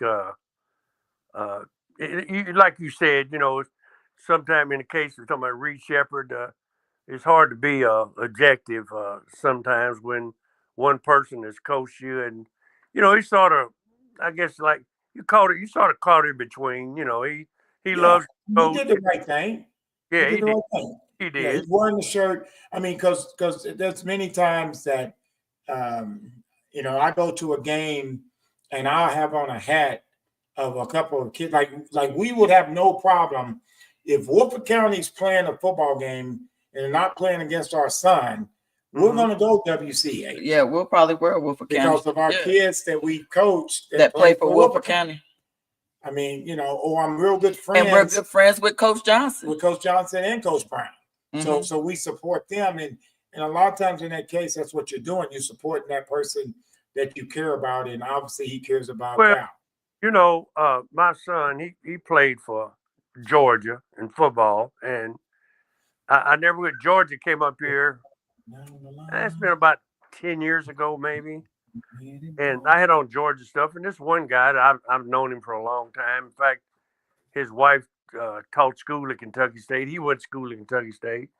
And I was talking to him, and the lady, his wife, she looked at me. She said, "Oh, you got that Georgia stuff?" I said, "Well, my son played football, and he graduated from University of Georgia. So, other than that, Other than that, I wouldn't be no Georgia. And to be honest about it, I came out of school in 1965. So really, any of those schools in the SEC, I really wouldn't been a fan of any of them because they weren't letting blacks in there anyway. They didn't start taking blacks until after I came out of high school. Right. So I wouldn't have been a fan of Georgia, UK, Florida, Mississippi, or Auburn, or any of them, you know. And Kentucky State was the only school that, you know, gave me an opportunity to play football after high school. I love it. Well, when we had Jack Gibbons on here, he said he thought he was going to Kentucky State. Who? Yeah. Jack? Jack Yeah. Gibbons? Huh? He was on our show. He said that he thought he was going to Kentucky State to play until he got the opportunity to play. Because, yeah, that's what he said. And because he said that his family was kind of surprised he chose Kentucky. Because they was like, they ain't let nobody, black people play at no Kentucky. Why you going there?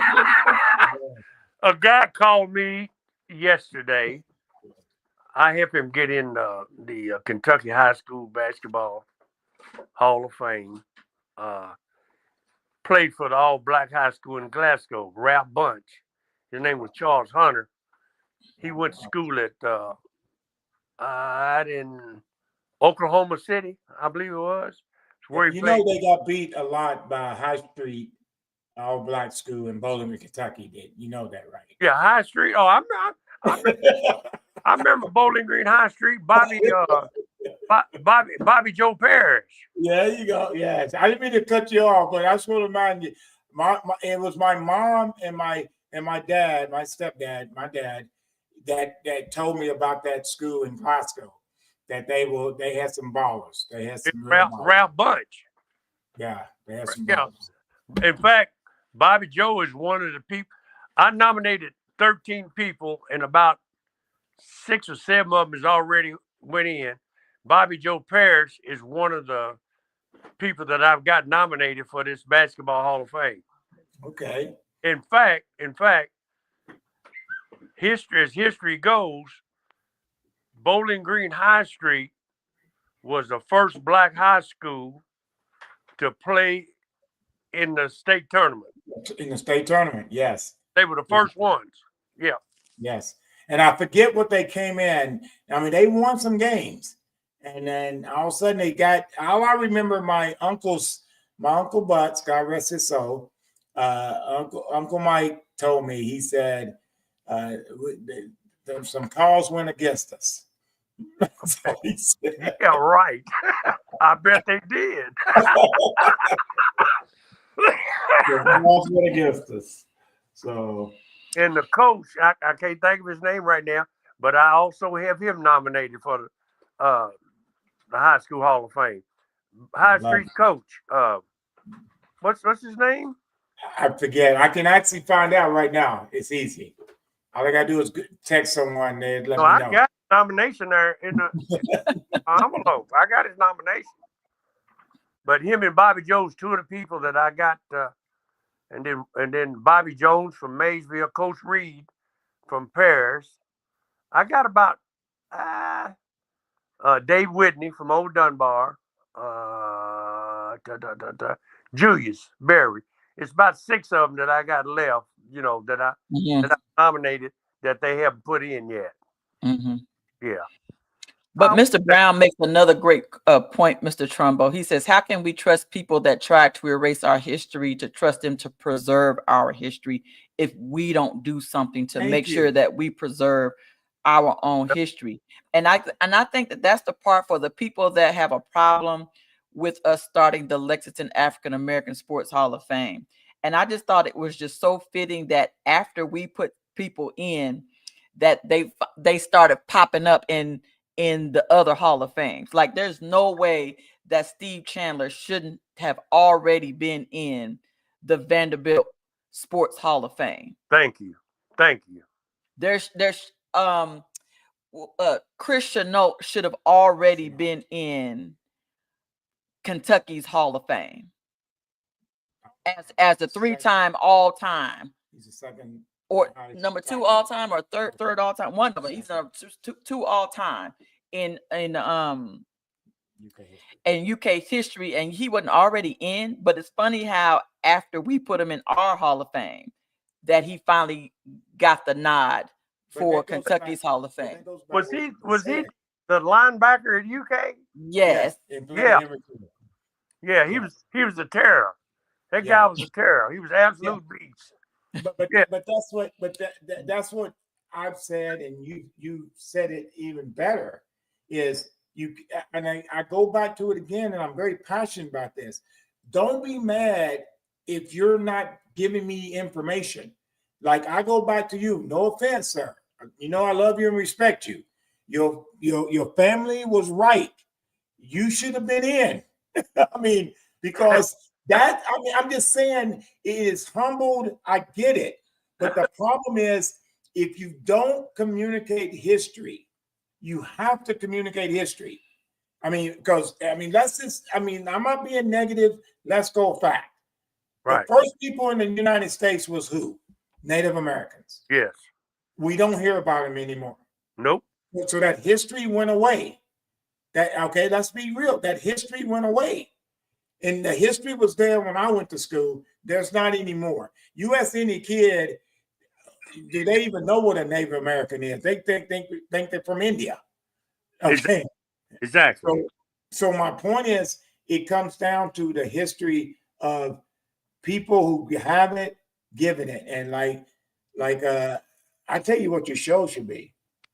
Your show should be is we'll have both of them on at the same time. Him and Mr. Brown. And let them kick oh my God, just let them just talk back and forth. Yeah. I'm gonna have you and Mr. Brown on at the same time. At the same time, because y'all both bring history. And unbelievable knowledge that makes people go, as one of the greatest sayings in TV land was, so.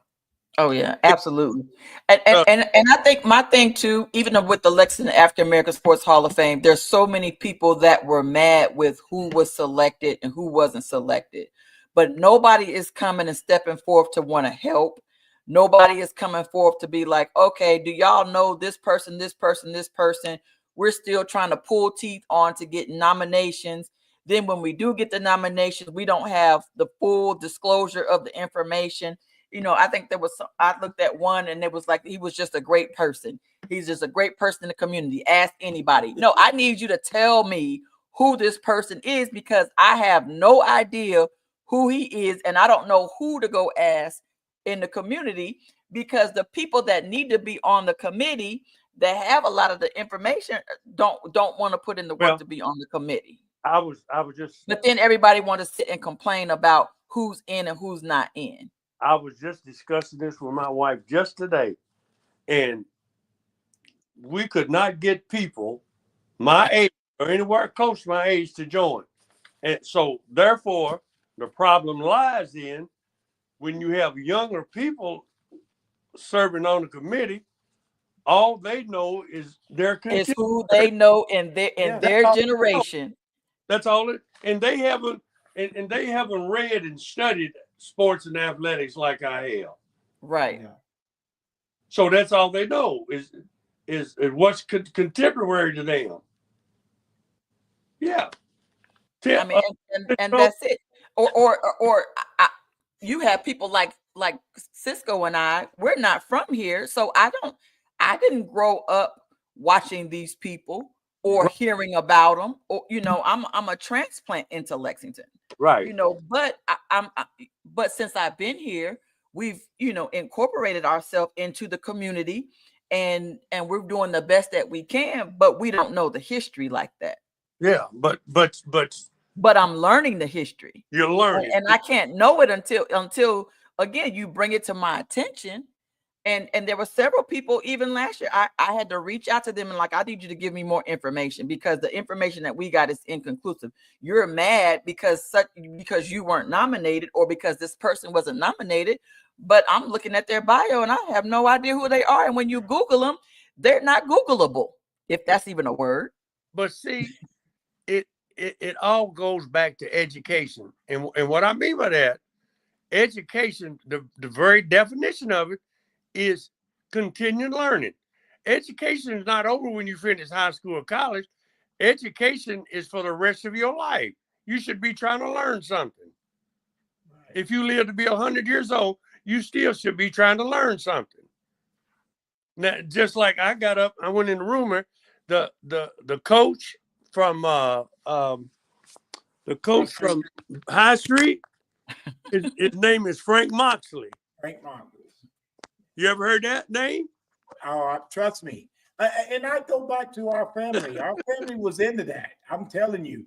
I mean, you can laugh. I can laugh now, but I thought my family had issues. I did because they gave me information. They gave our whole family information.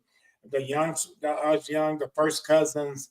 I mean, we got information on Bowling Green's history when we got to Bowling Green. I mean, this is what's going on.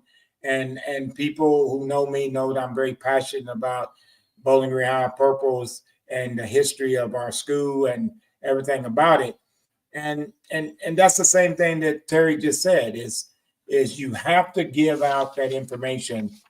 And if you talk to 10 people and one person spreads it, that's 2 other people that didn't know that history 5 minutes ago. It's just like High Street. High Street was not always the name of that high school. It was called State Street. That was downtown. Yeah. And when they built the new high school over there, because State Street, because that little building is gone now, but it used to be there for a long time. Yeah. There's a guy. Hey, babe, he tried to get me. He tried to get me. Oh my goodness. He tried to get me. That was a good try, wasn't it? Oh my goodness. Well, I think with everything like what you just said, like even with the Lexington 18 list, the top 25, the people that we put into the Hall of Fame these last three years, it's about perspective. Yes. And people have to respect people's perspective. Your perspective and where you grew up and where you went to school and is going to be different than somebody. If you went to Bryan Station, your perspective is totally different than if you went to Lafayette. Your perspective is totally different than because the people that you grew up with idolizing and hearing about is going to be different. And so just because they come up with this, with the list, it's still somebody's perspective. And we have to kind of look at that from that particular, again, from that perspective. It's just their perspective and not take it so personally.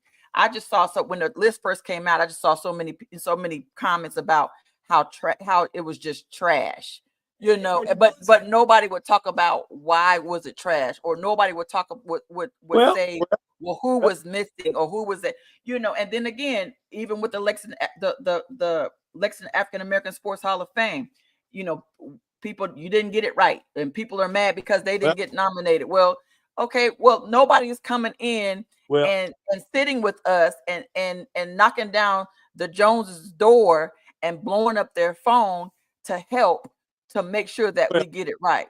You know what I'm saying? Like who needs to be in the next Hall of Fame, Mr. Trumbo? Well, it's trash when their friend or relative don't get selected. Exactly. It is always trash. It's always trash. But then they're not giving that information. There's one gentleman I saw that was not on there.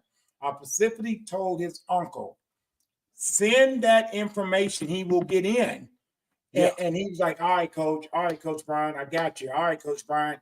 And then all of a sudden I look, today you sent that to me, and he's not even on there. Mm. And the first thing I did was text him, and his exact words were, well, Coach, I'll get back with you. Man, that was at 9:20. And he hasn't got back with me. But it's too late now. No, but I'm saying, but he hasn't got back with me. Oh, I see I what you're wanted saying. to ask him the question About why it wasn't in. But like even like now, in order for you to be selected for 2025, that nomination had to be in the system by October the 31st. And so we can only take people that are in, because I know there was a couple of people that was not on it last year. We was like, God, they got to be on it this year, because they were not nominated. So there's still a process where you have to be nominated. And I think that there was even some talk about, well, the people on the board know who that is. Well, there are some people that, the names are on there. There's probably, I think, a bunch of names that are on there with no bios.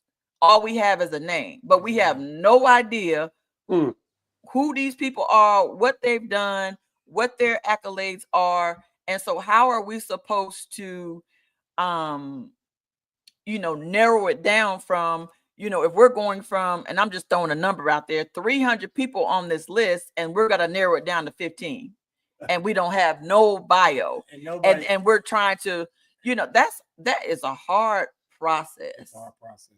Well, I'm going to do what I normally do. And no.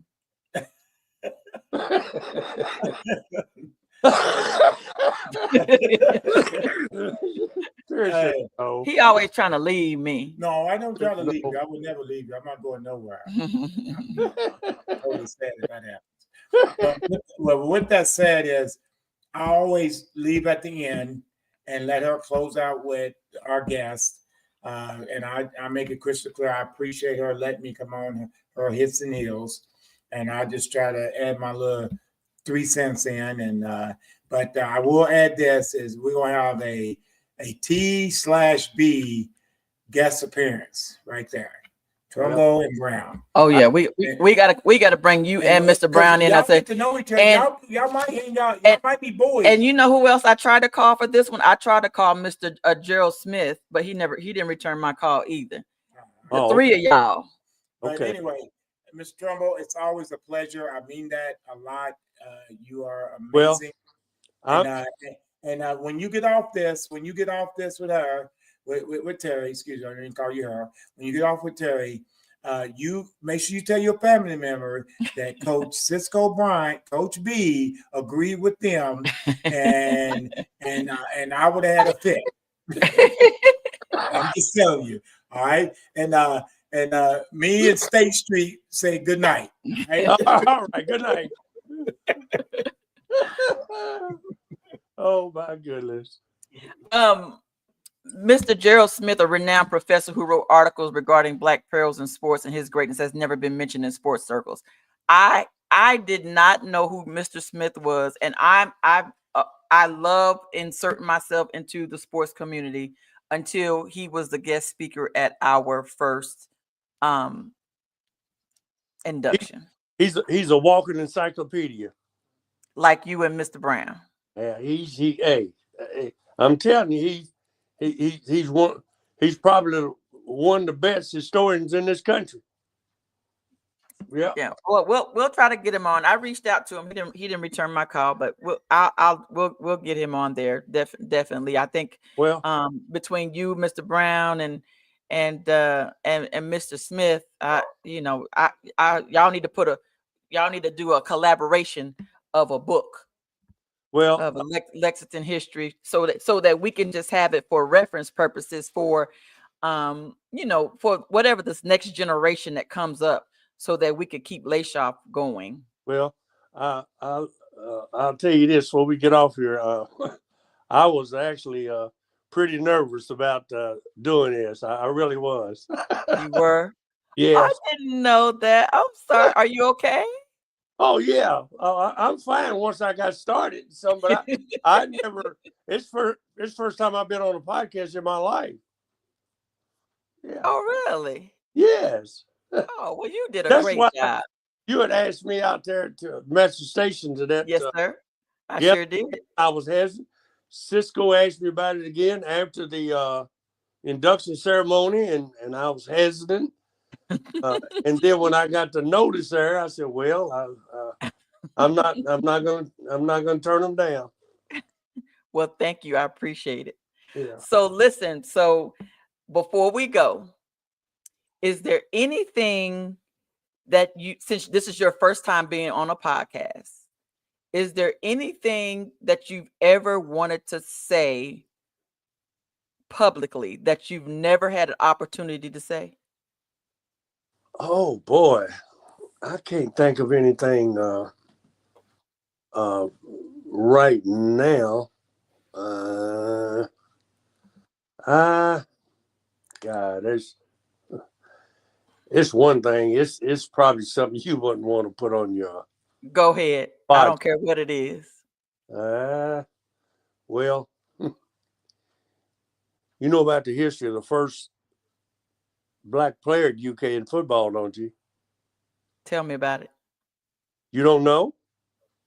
I don't. Are you talking about Ramsey? No. He's the black first quarterback. Who was the first black? His name was Greg Page. Okay. He was killed on the practice field. How was he killed on the practice field? Well, let me put it like this. He died on the practice field. He died on the practice field. The first black player at Kentucky. Yes. Now died on the practice field. Now, there's a gentleman from my hometown, county, Paris over here. He worked for UK. His story was that, in football, there's a 6, 7, 8 people pile up on every play, right? Right. Well, there's a gentleman that worked for UK. The story he brought back to Paris, he said there was some guy that knew martial arts was down on the bottom of the pile and choked him to death. His name was Greg Page. He's from Middlesboro, Kentucky. He was the first black. And the story is he was on the bottom of the pile and someone choked him to death. Yes, that some guy knew martial arts and choked him to death. And then it was 2 blacks. Nate Northington was the other one. Okay.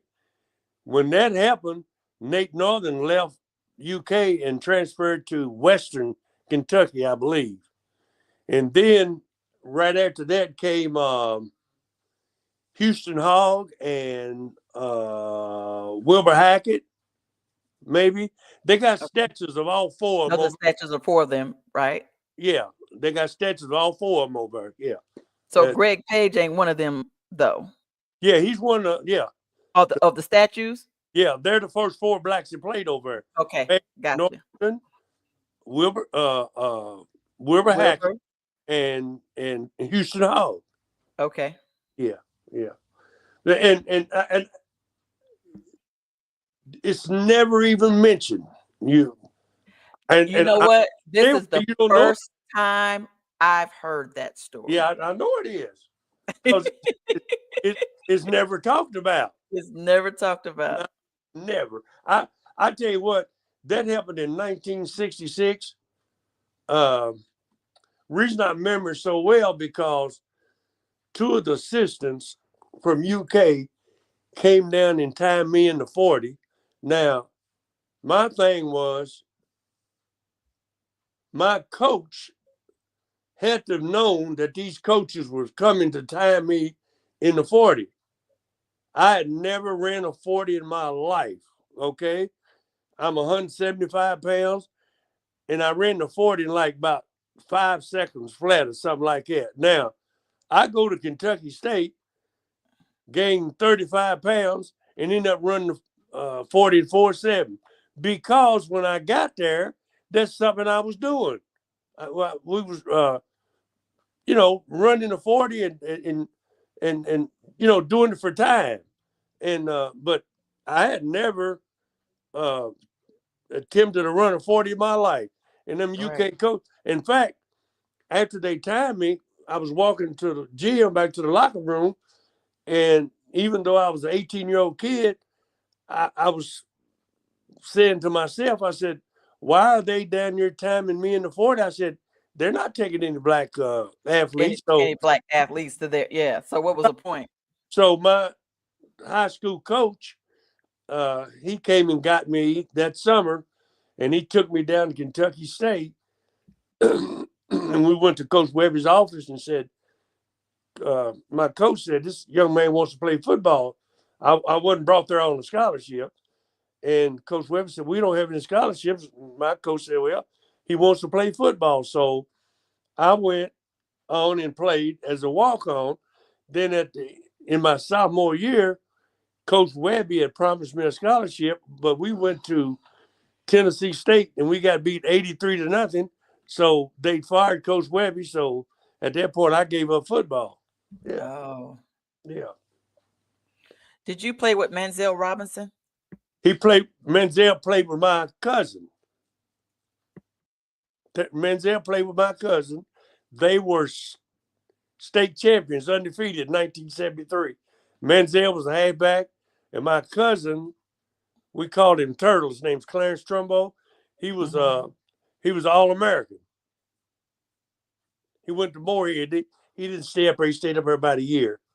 But Manziel and Turtle, they in 1973, they was undefeated, state champions, Class A. Gotcha. Yeah. Bobby Jones said it's way past your bedtime. It is. Well, you know what? I'm sorry. I didn't mean to hold you this long. We almost 2 hours in. I wasn't even paying attention to the time. Well, you know one thing about being retired? I don't have to get up in the morning. I enjoy this. Well, we enjoyed you. Again, the wealth of knowledge that you bring to the table was absolutely, you just can't put a price tag on it. And Mr. Brown, of course, thank you so much for bringing your portion of it. And he said Manziel was unbelievable, and Bobby Jones is laughing at you. Oh, Bobby, Manziel. Yeah. Manziel did something that most running backs can't do. He run full speed, make cuts. Very few backs in college, NFL, high school, very few backs can do that. Very few. Barry Sanders, Gale Sayers, it's just a handful of them. Very few backs can run full speed and cut. He said, my homeboy Henry Dink Kenny. Dink Kenny, you know who that is? There was a Kenny played on that team. He was a freshman named Milton Kenny, and then he had a brother, Henry Kenny. He played. That must be who he's talking about, Henry Kenny. He played a little bit in front of Manziel. He played. You know who Steve Parker is? Yes. The coach, he was the original coach. He's from Paris, and he's Dr. Parker was the black coach. He coached at Bryan Station, and he just retired from UK. Yes, he coached Cornell Burbage and Dermontti Dawson. Yeah, and Mark Logan. Well, Henry Kenny played with Steve Parker in school. Okay. Yeah, Steve came to UK in 1972. Because when Steve came, it was only 2 blacks who were recruited that year. Him and Ben Thomas from Thomas Jefferson in Louisville. They were the only 2 blacks who came here in 1972. Yeah. You remember all that. I love it. Well, you know, how do you keep your mind? How do you keep your? Is it the running that you do that keeps your mind so sharp at this stage? Well, I quit running. I quit running 7 years ago, but I took up a regimen of walking for the next 2 or 3 years. When I retired from work, since I didn't master basketball very well, I go to Calvary Baptist Church every day and dribble and shoot a basketball for about 1 hour. And I've actually played. There's a group of men that come in there in the 40s, 50s, and 60s, I've actually played 4 or 5 games with them, but I could only stay out there about 2 to 3 minutes, and I was done. Yeah, two or three of them guys come down there and play the UK. Leroy Bird. Yes. He comes down there every Monday, Yeah, Wednesday, Friday. Y'all both were inducted at the same time. Was he last year? Was Bert with you last year? Bert was in the second class, I think. Okay, yeah, second class. Second class. All right. Did Bird, and then you remember Ishimu Evans played for UK? I don't know him. He played on the Tubby's 98 on Tubby's team. Okay. He comes down there. Well, he had been down there a long time.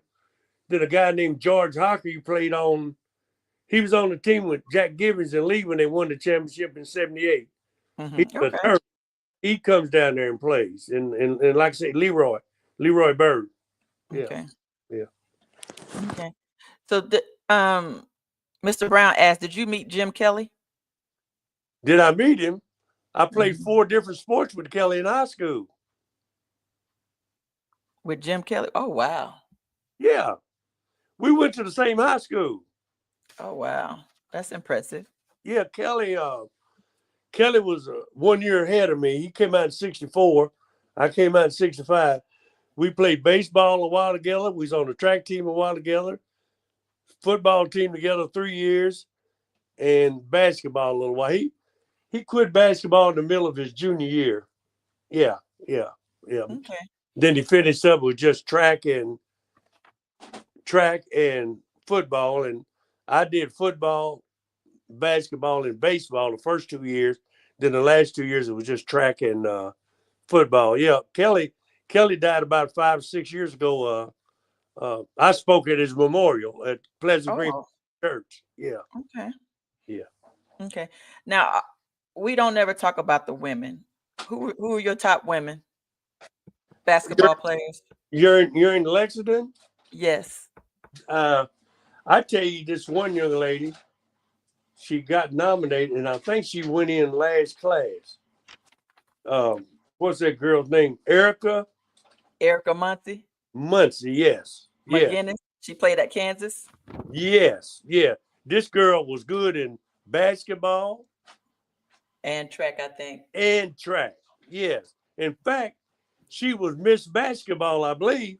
I think she was. She had an impressive resume. She was Miss Basketball, and it may be in her senior year, she won like 2 or 3 events in the state track meet.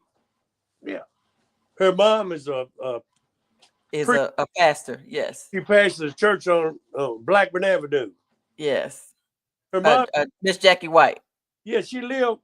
Well, Jackie White, yeah, that was Bill White's wife. Bill's one that helped me get started my own. When I started my track club, Bill White is the one that got me started because I didn't know anything about it. Yeah. Oh, wow. It's a small world, isn't it? Yeah, Bill got me because I had that.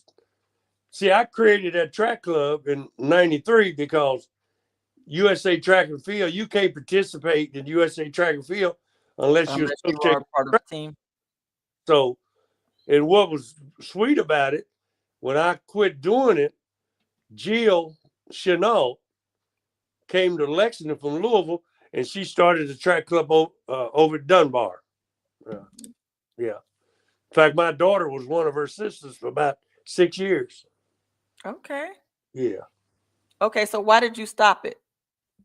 I just had enough of it because, well, in order for you to compete, you have to get kids from everywhere. You know what I'm saying? You just can't get people in your backyard or on your street. I had kids in my track club from everywhere. Somerset, Louisville, Northern Kentucky, Richmond, Georgetown. Because that's what you have to do. And then sometimes some of the kids, their parents didn't have the means to, like when we go to Michigan or West Virginia, Ohio, wherever we had to go, I would take sleeping bags, and in the room where my wife and I was, we would take like 3 or 4 or 5 sleeping bags, and the kid would sleep on the floor. See, because Wow. I mean, I got some help, like the Swahili Lodge gave me a little money. Urban County government gave me a little money, but a lot of times I had to do it out of my own, out of my own pocket. And Right. But it, that's what we do for the kids. yeah, it just got a little bit too much. But the Yeah. sweet part about it, the year that I quit, the very next year, Jill came in. And the people over at Dunbar asked me about doing the Dunbar Bearcat Track Club, but they had over 100 kids in it. Whew. Told them, I said, it wasn't nothing I could do with them. So Jill came, and she got about 5, 6 assistants. And I don't know how long Jill did it, but I told him, I said, no, I didn't. I'd had enough of it. Well, good for you. Who is Norman Allen? Norman was a police officer up here. He used to be married to my oldest sister. He was a police officer in Lexington for 30. Oh, gee, he's on a police force over here about 30, 35 years. Mr. Brown said he was so proud of Paris and was a sensational man. Well, he passed away in 30. I mean, last year, a year before, about a couple of years ago. Yeah, he was on the police force over here for about 30, 35 years in Lexington. He was an all-state football player at Old Paris Western. He went to Jackson State, but he had been in a car wreck and his neck was all messed up. And he sat there and stayed 2 or 3 weeks and came on back home because his neck was all messed up. Oh, I'm sorry to hear that. So it looks like Paris. So what did you think about Paris's new coach? Y'all just hired a new football coach. Well, he's at my high school. I'm glad he's there. Y'all got a brand new football coach. So I guess Paris will be starting a new program this year. Bryan Station will be starting a new program this year, and Henry Clay will be starting a new program this year. Now you're talking about what school are you talking about? Paris or Bourbon County? I thought it was Paris. Well, what coach did they get? He was an assistant coach with EKU. I forgot his name. He came from EKU as an assistant coach, and I think he also he was a head coach someplace else before. They just named him. I think I just saw that either today or yesterday, I think, where Paris got a new coach. Are you looking it up? You want me to find it?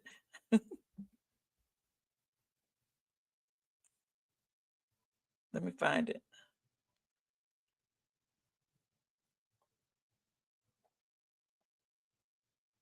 Paris High School.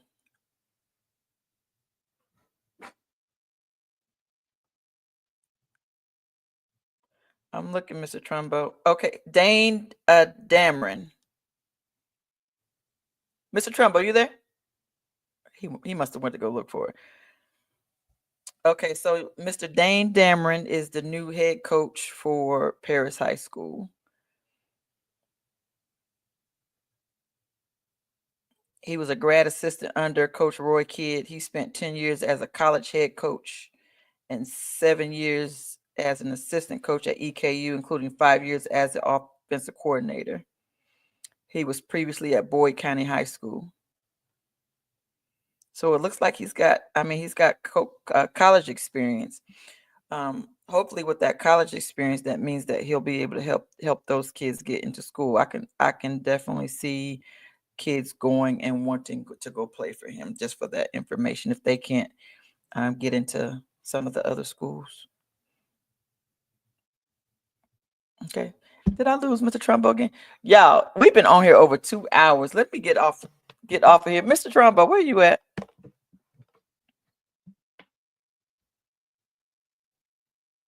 And then we'll get Mr. Trumbo back on here. We'll say goodbye. And then we'll keep it moving. Mr. Brown, are we good for tonight? Was there anything else was there anything I didn't answer for you? Bobby Jones, you good? Jennifer Jones, you good? Thank y'all for being on.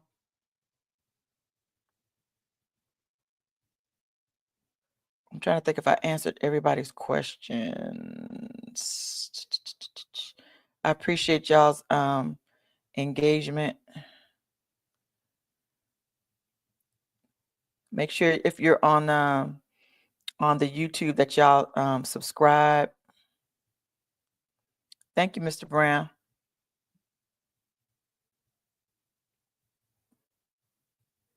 Thank you, Mr. Jones. Thank you, Miss Jones. Well, I think I lost Mr. Trumbo, so I'm gonna let it go, and we're gonna go ahead and get off of here. And I'm looking forward to I think in a month or so, the Lexington African American Sports Hall of Fame will be announcing their 2025 class. I think about the end of April or May or something like that. You guys should hear about the new class of 2025. The date, I got the dates already. Hold on, save the date. What's the date? September the 20th. September the 20th, 2025. Save the date. Yeah, he probably fell asleep. September the 20th, 2025. Save the date. Right now, that's the tentative date for the next gala for the class of 2025. So make sure y'all save that date. If you want to induct someone, it's too late for the class of 2025. So now we're already working on the class of 2026. So you'll have to go to LAASHOF.com. Let me see if I can put that banner up here real quick. Go to LAASHOF.com right here. And you can go on there and you can induct them. But make sure you guys give the details on who that is. And don't just say that they're just a nice person. That just doesn't get it. We got to have details, and you got to have documentation on who you are inducting. And make sure you guys follow us on everything. I think Mr. Trumbo fell asleep on me. I love y'all, and y'all have a good night. We'll see y'all next Wednesday.